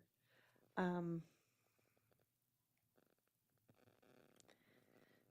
we reduce travel? Yes. In my opinion, should we reduce it to 0? No. I think we should probably at least keep about 5,000 just in case, so we can have our people go down to Juneau, as we talked about, lobby, educate. Board lobbyist, AASB, I look at those two entities as, we have our lobbyist who is lobbying specifically for the FNSBSD, explaining all of the options and goals of our district. AESB is a great training resource. They are wonderful people. They are advocating for the state as a whole. And I think when we look at this, we need to look at, are we going to be advocating for our district? Or are we going to join with the state advocacy group? And quite honestly, the stipends for 7 people, it's $800 a month per person. I don't necessarily think that's a huge cost for the district, considering all the work that is put out there, in my opinion. But like I said, I'm one board member. But if we could get more information specifically about Ms. Marati, her items, and then Mr. DeGraw. Yeah, so we'll look forward to a couple of emails on some specific requests. I will say a lot of the items that I was hearing, there aren't necessarily significant savings in those items, but we will come back with some cost outs. We have, through our department presentations, we outlined a significant history of reductions to our non-represented ranks to departments in this building. In particular, the FMD department has taken very large reductions to the point to where they're not able, at this point with the staffing levels they have, they're not able to effectively maintain our facilities. And just to remind the board, I don't need to remind the board, these are the buildings in which our students reside for many hours a day and are educated within. So if we get to a point to where we are asking for reductions from departments in this building and areas like our FMD department, I would urge and plead that we leave, in Ms. Marati's words, leave those reductions to the experts and just say, we'd like to see X% reduction made in these areas, rather than being prescriptive in specific positions. There's been a lot of effort made by directors, and they are truly our experts in their departments in setting up the organization of their departments and really having to grapple with increasing workloads and reduced staffing levels. So I would just respectfully, heartily request that we avoid prescriptive position requests, and if we get to the point which, if that's what we have to do, that's what we'll have to do. But just to kind of whittle that down into some kind of a percentage request, that would be much appreciated by administration. So, and yes, we will go to work. We have, I think, a lot of long lists here, a lot of dialogue tonight. We'll do a lot of costing out tomorrow. I'll be working hard to get prepared for tomorrow's meeting with different scenarios. And I would just like to add to Mr. DeGraw's comments. Several things were said tonight. I think President Luke said where we are in this process. This is going to go to the borough, and in some ways, the work that we do could change dramatically after the borough gets it. So this is like step 2 in the process. So whatever we work out here could still change again. So I think that's an important note to be made. Secondly, I would like to add to what Mr. DeGraw said concerning cuts. And the proposed budget that we put forward to the board is what we felt like was the best to sustain the important parts of our district. We've had some good dialogue about options, and specifically to the CARES funding and the cuts that were proposed to continue the PTR. I think those would be a detriment to the operations of the district. I think it would be a better service to the district and the students and the staff to use the CARES funding if the choice is to use additional CARES funding or cut these positions. Using the additional CARES funding would be the preferable thing to sustain the operations and instruction in the district. So I wanted to just put that out there, that our departments have done their level best to present a proposed budget. And so that's what we feel is the best thing to do. We'll, work it however we need to do it, and whatever the board decides to do, they know that we will implement it 100%, and we'll support whatever decisions that they make. But it's my feeling and the feeling of those that helped build this proposed budget, that we've put forward our best options. And those positions in CARES would be important to keep. Those specific ones that Mr. Doran said to cut to get the last $1 million for the PTR. The original moving of those literacy positions, I think distributing those equitably in a PTR way is a good option. But the cutting of those other positions, I think, would be a detriment to the district. We have Ms. Marati and then Ms. Sanderson.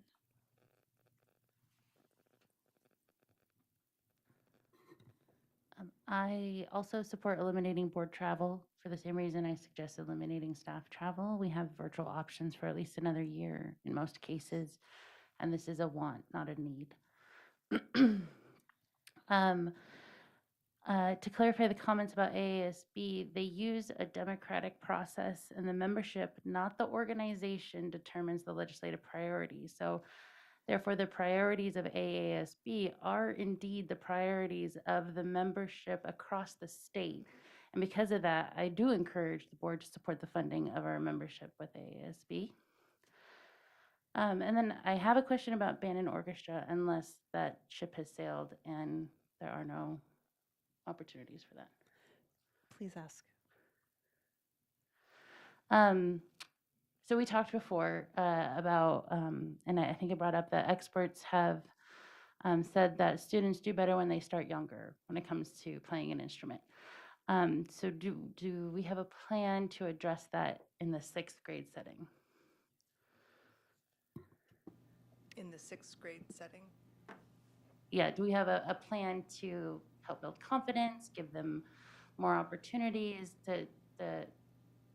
I think that I agree with the experts when they say that when they start younger, they build that confidence at a younger age. So now we're saying they're not going to have that opportunity until, I mean, a little bit in 5th, but mostly 6th grade. So do we have a plan to address that? Our music teachers had anecdotal evidence, experiences that they themselves talked to, and also referenced their own, expert researchers on how much additional practice was going to benefit students and that they would gain confidence because they would be able to see their progress in the matter of a couple of weeks, what would take months previous to that, because they'd get their the same amount of practice in a much more condensed time. And what was important to them was that we do have the opportunity to provide something akin to a beginning class, and I had mentioned that before.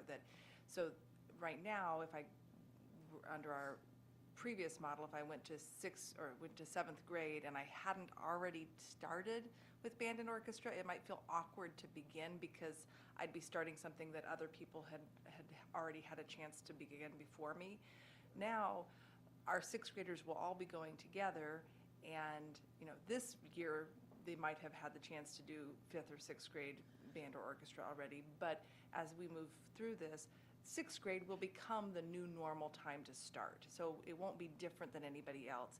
And as long as we always offer a beginning option, a 7th grader that moves in from a different community where they hadn't had band and they want to start taking band, they could take a beginning class, and it wouldn't be age dependent. It could be a beginning band class for anybody that wants to start, or a beginning orchestra class for anybody that wants to start. And so as long as they had beginners with beginners, they felt like they would be very able to welcome people into that experience.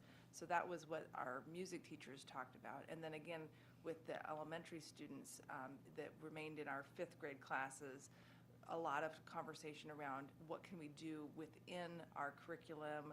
What do we already do that from 3rd, 4th, and 5th grade introduces students to more instrumental music and prepares them to take that opportunity when they get to 6th grade. So lots of good things can be done there. So again, we talked about purchasing different types of mouthpieces so that in addition to the recorders that they try in 3rd and 4th grade, that they would be able to try different types of mouthpieces, like a trumpet mouthpiece that you have to blow on in a certain way to make a noise. That's the kind of stuff that if they've had some experience with it, they're going to be able to use that to be like, oh, I never was able to make a noise on that. I'm not going to choose that. Or I thought that was a hoot. I really liked doing that. It annoyed my mom. So they would choose those types of things. So I think we have a good plan for that. I felt pretty confident with that. I agree. Thank you. Ms. Sanderson? Thank you, President Luke. So I just want to start off by first thanking Ms. LaPlante for her proposal for the music program. I can support because I think that this would still offer our students the best that we can offer them at this time. I think I'd just like to would say that tough times come and go, and we have to continue to perform our duties and to offer the best that we can our students and staff, and consider what stakeholders are talking to us about. I'm encouraged because we have people who are very professional, they're very skilled, they're very dedicated, and they are looking for every way possible to make this work. I have faith that we're going to come out on top, that there's going to be a pivot, there's going to be a change, and that we're going to see a new direction for our district. And I think that no matter how tough this is, because I have a heck of a headache right now, um, I just know we're going to pivot and we're going to shift in a way that's going to support our students. Um, I want to really just say to our board, to all of us, that throughout different processes, we have to move ourselves out of the way so that we can do the work that's in front of us. Um, if it's about students and staff, and efficiency to cause our students to succeed and achieve their academic goals that they've set for themselves, and support the families that are educating their students. It's not about me personally. I'm in the work because I'm passionate, and I have 35 years. I had one lady said she was sick of me saying that, but I'm not going to belittle the experience that I've gained in the 35 years, because I've gone through various superintendents. I've gone through not so much the budget. This is like only the second time with the budget thing. But I've seen the impact by being in the classroom and knowing what the impact of the decisions that the board made and how that played out in our classrooms. And I just remember distinctly working with Ms. Shandemeyer at Barnett before it was a magnet school, and we had a class up top floor, and she had sixth graders, and I think there were 35 bodies in that room, and they were big kids, and I just used to think of myself, how did she do it? I was her assigned aide, and I used to wonder how I did it. We did it. It wasn't as comfortable as we would have wanted. So I am all for keeping our classrooms as small as possible within what we can do, what we can manage. And the thing I don't want us to forget is that we have, when Ms. Mariah says the experts, but we have skilled, trained, dedicated people who are sharp in their craft. And they are supporting and helping us graduate students every year under some crazy circumstances, who are achieving great and marvelous things. And I will forever continue to state that so that the public and anybody in hearing can hear it, because it's true. And every year we come up with this stuff and we have to deal with it. I appreciate that we finally stopped issuing the pink slips when we did, but legislative who don't support public education and fully fund it caused this. And I just think there's a big dismantle of public education. They don't want to see it succeed, whoever they might be. But it is what we utilize to produce leaders in our country. There's not another. I mean, if was rich and I had tons of money, I could send my child to any kind of private school or certain emphasis, but I'm not, and I wasn't. And public school produced me and my 3 kids, and I have a teacher out of that. And so I just know that this is the best system that we have, and it's made up of imperfect people. So we have to work together to do the best that we can. And I personally believe that it's going to shift, and everything that we do now is going to be built upon so that we can provide better quality for our students, because we are doing that already under the circumstances we're in. And for us, I've had the privilege of being, as a support professional, being part of different boards. And I didn't always agree with the boards, not talking about this board. I didn't always agree with the board I was on, but I come to recognize the power of the voice. And I remember, I wrote it down because I remember Senator Joe Thomas, we asked him one time, how could we get our message out? How could we build and have a solid foundation? And he said, you can't do it by yourself. You have to have other voices who are not so much saying the same thing that you're saying, but that you form a big voice, a team, a foundation. And so when you speak, you have these different representatives of the community and stakeholders. And now the power is coming forth in just not one way, one platform, but in a multiple way that this takes place. That's still our advocacy. We still need our interior delegates to do that for us, but we also still need our own lobbyist who speaks on behalf of this district. And that's where I really appreciate being a part of the state board, AASB. The reason I do is Norm Wooten, for nothing else, the man is worth his weight in gold. I mean, when he walks up on the hill, it's like Ed Hutton when you speaks. Okay, I'm really old, I can say that. They listen to him. And he's an advocate for education at heart. He's a grandpa and all this and all that stuff that's important. But he carries the weight of education and the future and the needs that we have in education, and they listen to him.